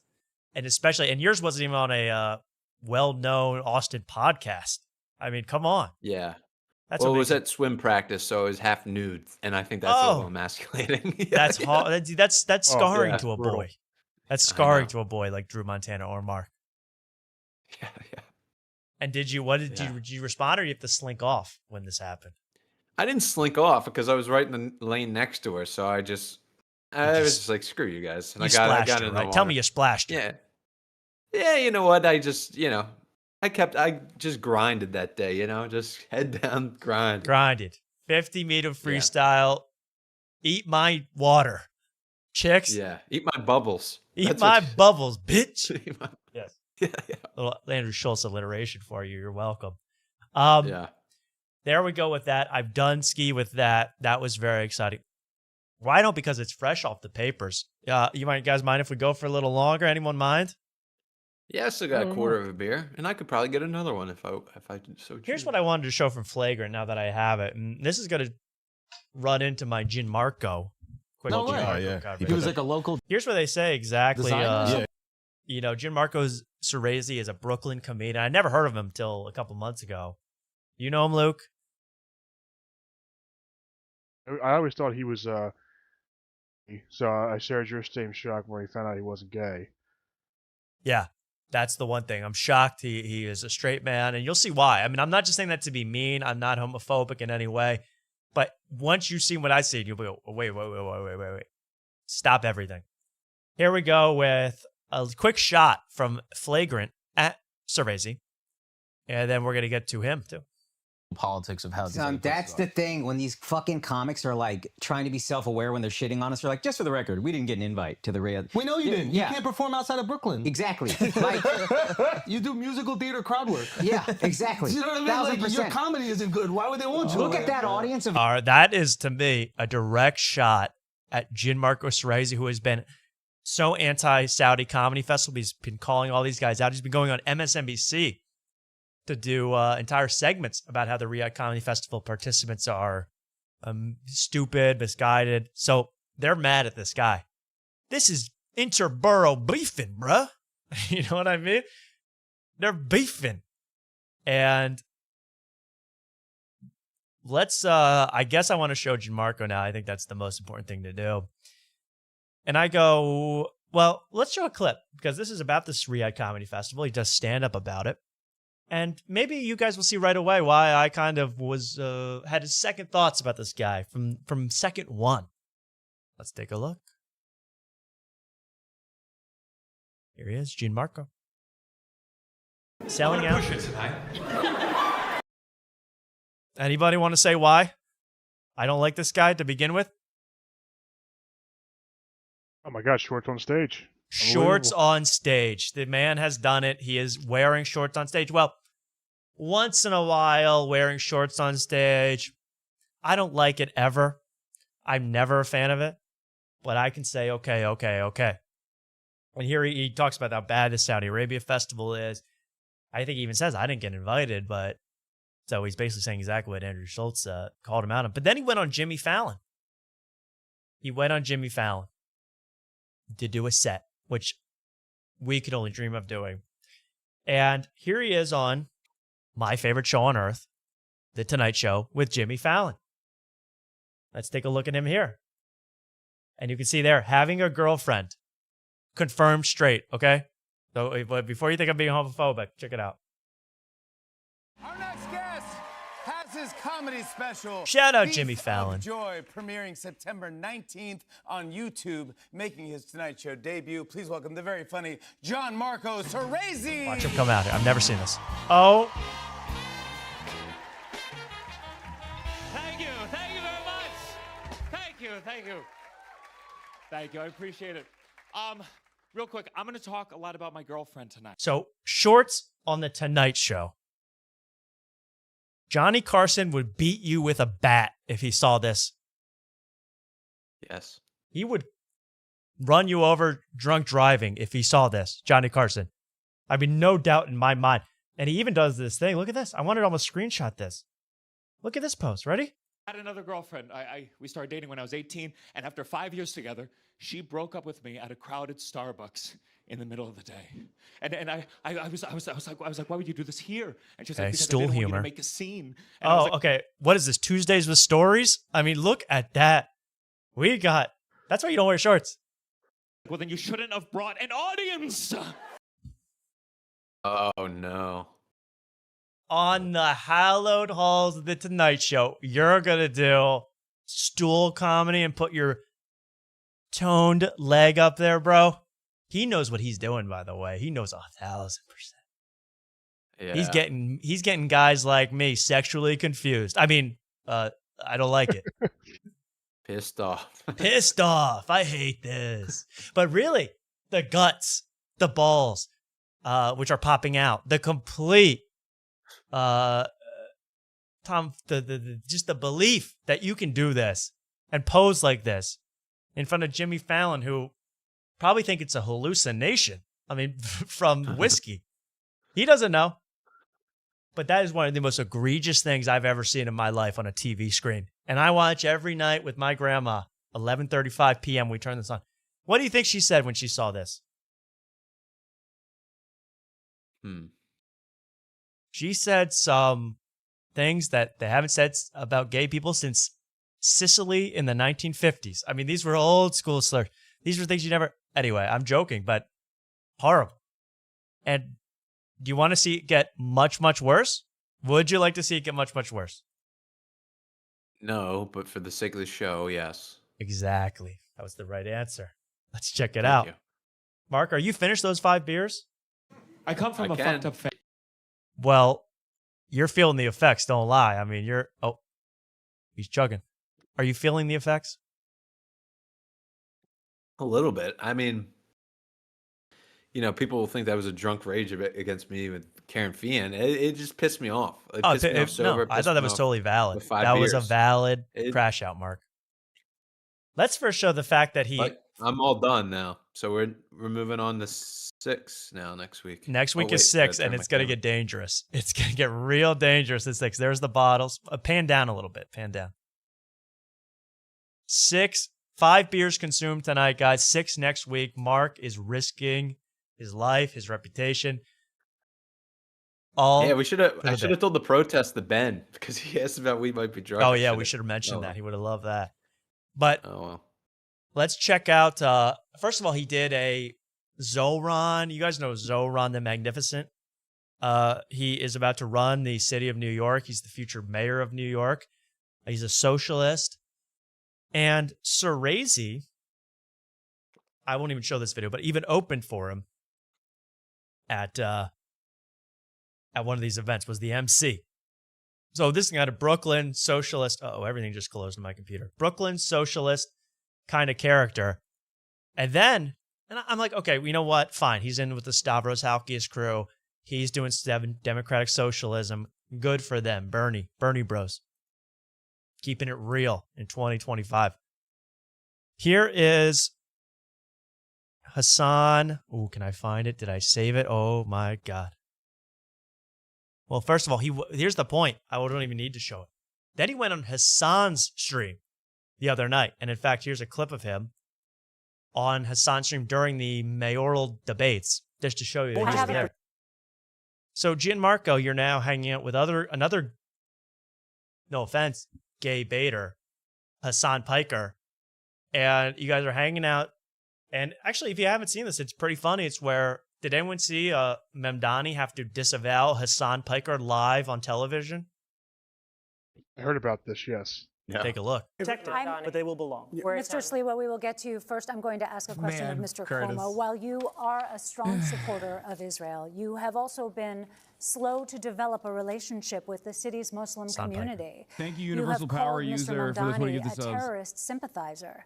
How do you assure There's the those subs, New Yorkers, and the dog especially pops up with the subs. That's Muslims nice. and Arabic New Yorkers, that you will be a mayor for all? You'll have 1 minute. Here we go. Watch this. Well, first, I think the assemblyman created the perception himself. Why wouldn't he condemn Hamas? Why wouldn't he condemn Hassan Piker? Why did it take us here tonight for the first time for him to say it? He still won't denounce globalize the intifada, which means kill all Jews. Just say, I denounce it. He won't. Sounds like you're having fun, Hassan. Screeching. It's a zoo animal noise. Yeah, I mean, get on first date and talk about your exes. I mean, with that kind of cackle. And there's Gianmarco, the free speech comedian, just having to hang on with his dog shocker and pretend like he's all cool and pals with them. Oh, Gianmarco, I don't really trust you after hanging out with Hassan. I'm going to be honest. And what's that, Mark? Sorry, go ahead. I was just going to say that I don't know. I think Gianmarco wants to be Hassan. They have the same outfit, the same look. Yeah. Glasses, They look exactly the same. beard. Yeah, they look exactly the same. Graphic I tee. agree. Graphic black tee. I agree. He wants to be Hassan. He wants to be in that circle. You know, Stavros Haukis is also in this circle hanging out with Hassan. Well, I don't think Memdani's going to hang out with you and eat yogurt, frozen yogurt next month either, Hassan. Give that up. Because listen to Memdani's response. The older Jewish New Yorkers are looking up right now. Can you address the question? No, it's not going to be here. Please answer about your own relationship with the Muslim community. Well, another clip, he actually said, Zoran says, I think those comments were reprehensible that Hassan Piker made about 9/11. I don't support those at all. So there you go, Hassan. Way to glaze that guy for months, and he's going to throw you to the curb, as he should, in about 2 seconds. Well, the most egregious thing I've ever seen is coming up. All of Gianmarco's things pale in comparison to this. He went to, remember, he's a stand-up comic. He went to Fire Island. Does anyone know what that is? Now, I had to look this up specifically because I've heard about this since I was a little kid. Fire Island. It's a gay hookup area. It's where gay people sort of congregate and have a fun little blast. I always thought this was in the middle of a volcano in the Bahamas. I thought this was in some remote location in near Acapulco. Turns out it's in Long Island. And he went there, I guess, to do some kind of comedy event. And I don't even want to show the thumbnail. But here he is at Fire Island. Whoops, don't even. Okay, here we go.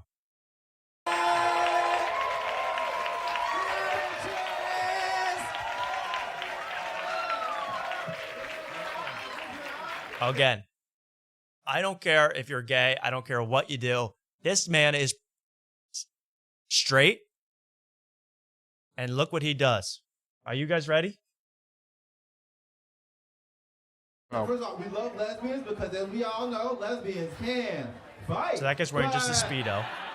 We're supporting queerness, and you, straight boy, are gonna have to change clothes. I think. Can you tell some jokes? I'll see if I can find anything in the back. Let's see if we have something in the back. Let's see if we can get gay bait coming up. Jesus Christ! You take that Straggett to Fire Island one time. And he thinks he can wear flannel in front of you people that pay good money. Are y'all ready to see a comedy show? Then he comes back out. I will say the joy he felt in the free drinks already. Let's so watch. We're making sure that everyone, hurry it up! I'm out here. We chose to do this show. Get naked. Magic Mike does it a lot faster. All right, thunder down. There we go. 2025 comedy, everybody. That's all I want to say. Gianmarco, I'm watching you, bro. I see what you're up to. This is worse than Riyadh. Riyadh is. I'd rather million perform in times Riyadh. better than this. Put him in a cloak. Put him in a niqab. Well, we talked about this before, Tom. That there's a Philly thing. There's a Philly comedy show that does naked comedy. The Naked Show. The Naked Show, yes. And you love it? What? I said on our Segula, I said that the Riyadh Comedy Festival is not even an iota of evil compared to the Naked Comedy Show. The Naked Comedy Show is much more nefarious. That's Lucifer incarnate right there. And why can't they stone people at the Naked Show? I wish they could. I wish I could cut up some journalists at the Naked Comedy I've always Show. asked that. Well, I think we're too late. I'm not going to do all the Schulz stuff right now. We'll do that Wednesday. But how about we do this? This is kind of funny. Crash Out, country style. This is the new way to promote your brand, your product. And then we might end this show. I feel hot. I feel sweaty. And this is 3 minutes long. This is some guy, musician, country musician in his truck. He's gone woke. He's realizing what's wrong with this country. But the end of this is brilliant. I've never seen such good marketing in my life. Check this out. And I might become a guy that just watches videos of guys with hats yelling in their car. One of my favorite genres of video. Guys with hats on, yelling in their car. Oh, he's crashing out. You want to crash out? Fine. I'll fucking give you one. If we don't wake the fuck up soon, and I mean quick, fast, and in a fucking hurry, we are fucked like a football bat. We got the Department of Homeland fucking Security out here sharing hype videos of ICE agents flying in on American cities, banging in doors, jacking people out of their houses, zip tying them in the streets naked, and then carting them off. There you can see he's got a woke country. You kind of get the picture. I can't listen to this all night. It's going to drive me up a wall. Just the way he's talking. I don't care about the subject matter. Off in the back of U-Hauls with no warrants or due process like it's a fucking trailer to the newest Call of Duty game. And the worst part is, I gotta watch some of y'all cheer it on like you're watching a fucking football game. So this is literally like if Shane Gillis went totally woke and country. I mean, the resemblance is striking at points. Oh, yeah. I'm sick of all you talking bad about Notre Dame and Tommy Pope. You know, you can see him in the Bud Lights taste better than Miller Lite. I don't give a damn what you say. And Dylan Mulvaney's hot. I mean, what are you guys talking about? And Beezer's a fucking killer, dude. He's a killer on stage. Beezer's my treasurer. He does all my work. He does all my money marketing. Here we go. But the end of it, though. The end of it, though, is where really I say this is some guerrilla marketing in its best possible way. I want it to be crystal fucking clear what side of history I'm on. Oh, and by the way, this shit drops at fucking midnight.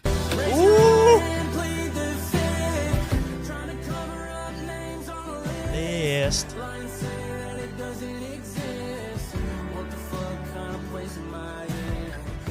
He's walking into McDonald's to get his mobile order, by the way, during this. Is this song AI too? Like, it doesn't sound like a person is singing this horrible song. I know, it's so on the nose. It's ridiculous. Right. Epstein was a guy on a list. Stephen Hawking didn't exist.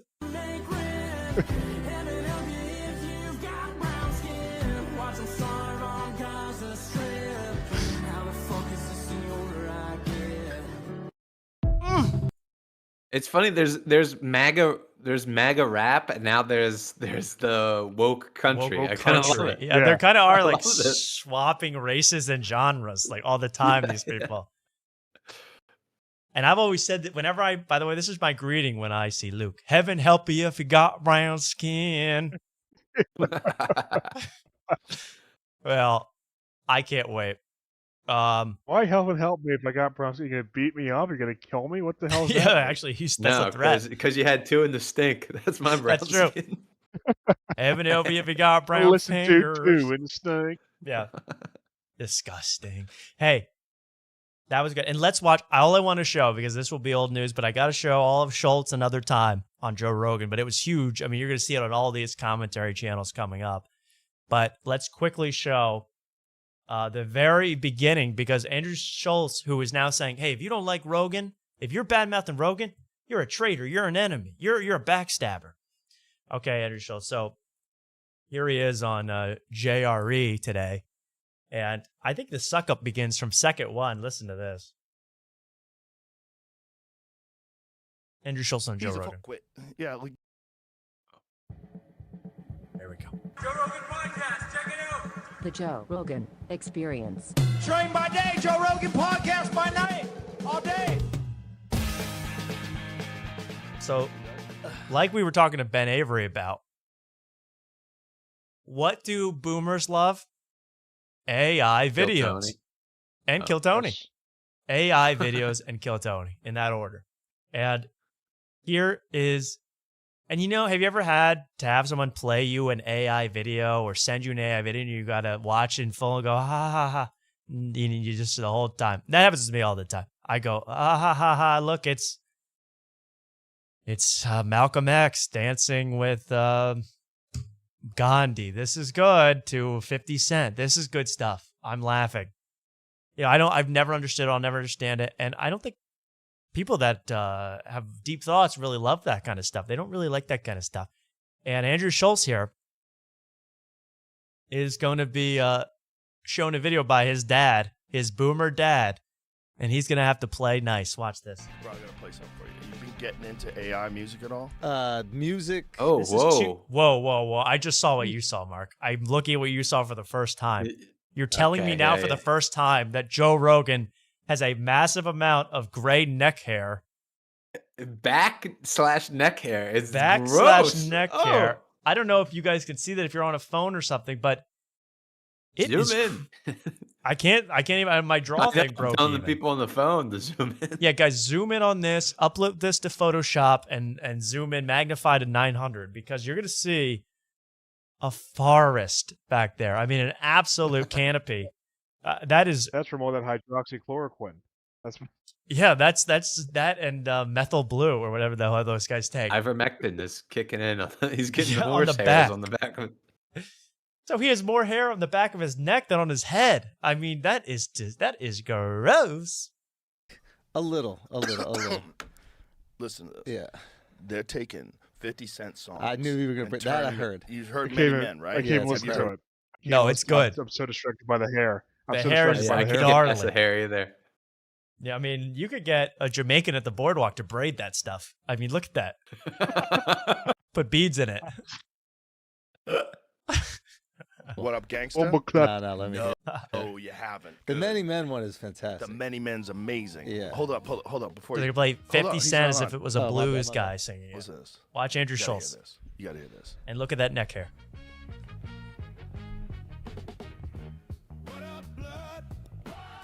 This is AI music. He got the stank that's face fake. on for that one. Schultz is fake. Oh, I hate Schultz so much. This is good. I mean, you're really. Oh. It goes on way too long, so you got to see him really have to pretend to like it, and you know someone doesn't like it when they have to put their head down and nod, feeling This is Within good the first stuff. 5 seconds of it too. Oh, It's already. He's like, I've heard this already. It's not interesting, but I got to play along. It's Mr. Rogan, and that's you, Schultz. Wait till you hear this flow. Something, yeah. Wait till you see this hair. Woo! Woo! Here we go. Ready? Having fun yet? 30 seconds in, Chelsea. Defending Daddy Rogan to death until your dying day. I mean, is it going to be fun for the next, as he keeps playing AI videos for the next 20 years?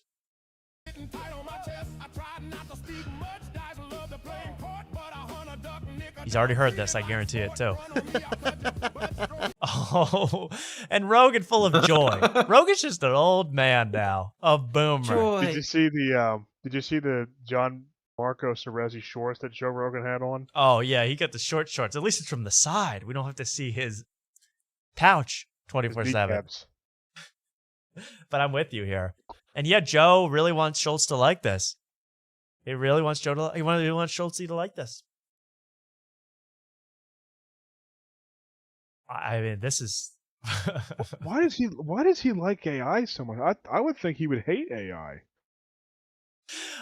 That's a good question. I feel like I think it's because he's friends with Elon, who is, again, Elon loves video of him hanging out with Snoop Dogg via AI. That's what Elon Musk thinks is cool. So I guess it's rubbed off on him. But old man Joe doesn't know this is already we've already gone over this as a concept. Everyone's heard a version of this already. That's okay. That's fine with Joe, but that's not my problem with Joe. My problem is with Schulz. Let's see how he has to keep acting. Pretend you're in the Street Fighter movie, Schulz. Then you're in that movie with Eddie Murphy. Oh. Nervous laughing. Here he goes. Watch this. He does one more.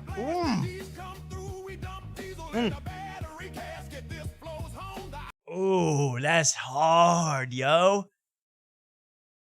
That Grok can spit though. Grok really the future though. So there you go, Schulz. That's what you get.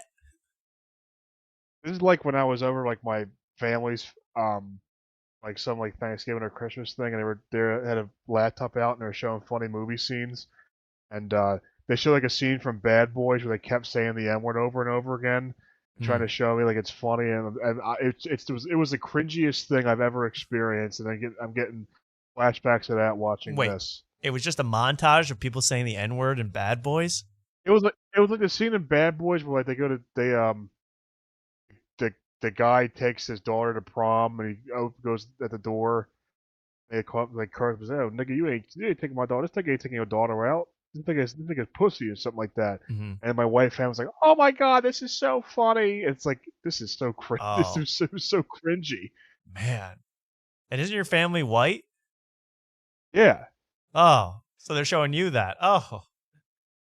Yeah, it was like, all right, That's it's funny. weird. Like, what the fuck? This is You weird. got in your feelings. You'd be like, "That's a hateful word." It was 2011. It wasn't 2016 Different time. yet. So I had 5 more years to go. Y'all ain't woke. Fair enough. They ain't woke. Send me that video though. I want a good laugh. That sounds good. Well. No. Okay. Well, anyway, he keeps going. It pretty much does.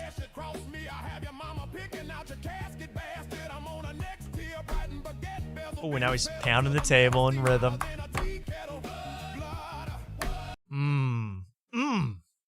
Schulz. Anyway, a good cap on this episode to say, hey, Schulz, we know what's going on. We know. You can fool Rogan for a few minutes, but go! Now he's like, turn it off. Go. The AI's goat? Is that what he's Yeah, what is goat? What is goat? Yeah. Go! Oh, this is fantastic. So good. How much? Oh god! But just to prove you that Schulz will do anything and go anywhere. Here he was actually. While he was Fire doing Festival with John.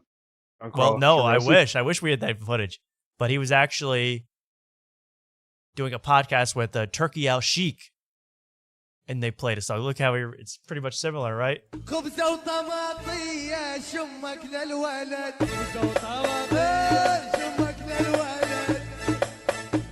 Everyone, good night, everybody. We're about to end this show here.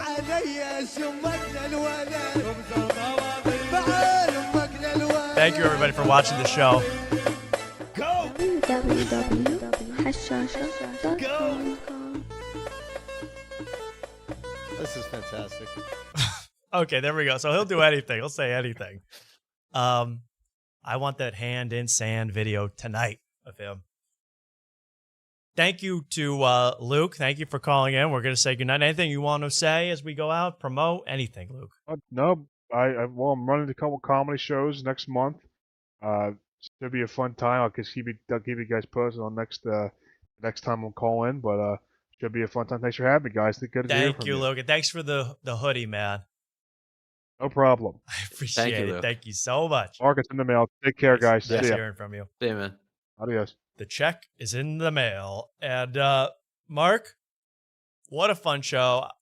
what do you have to say for yourself as you have completed the 5th straight week of the We Might Be Drunk protest?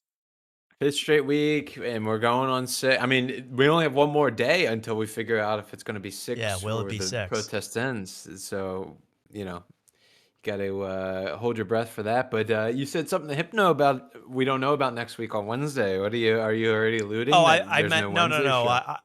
We will be doing the show this upcoming Wednesday. I meant it might not be the best week for Hypno to come, but I think 2 weeks from now, Hypno will come. Next week, that's a good point, Mark. Yeah, let me make that clear. We will be here on Wednesday, this upcoming Wednesday night. We will be live normal time around 9:00 Eastern. Please come on if you enjoyed the show. Subscribe, follow it. It does help us out, and you'll see many more things on your screen. Mark, good night. Thanks so much. Good night, Tom. Good night. It was a blast. Good night. Thank you to Mark so much, and thank you, of course, to our guest of the evening, Hypno. Our guest of the evening, Hypno. And then our guest of the evening, Ben Avery. Again, Lemon Party and his own YouTube page. Check him out. Very, very good stuff. And that was a very nice interview. I thought he was very honest and open and very funny. So check it out. It was a little earlier in the show if you haven't seen it. And thank you so much for watching this show as we get the hell out of here on the show. I want to play... Well, how could I not play this, right? I got to play one of my favorite diss tracks, one of my favorite guys of all time. It's Lil B, everybody. Good night, everybody. Have a great night. Hey, Joe Budden, you're a motherfucking joke.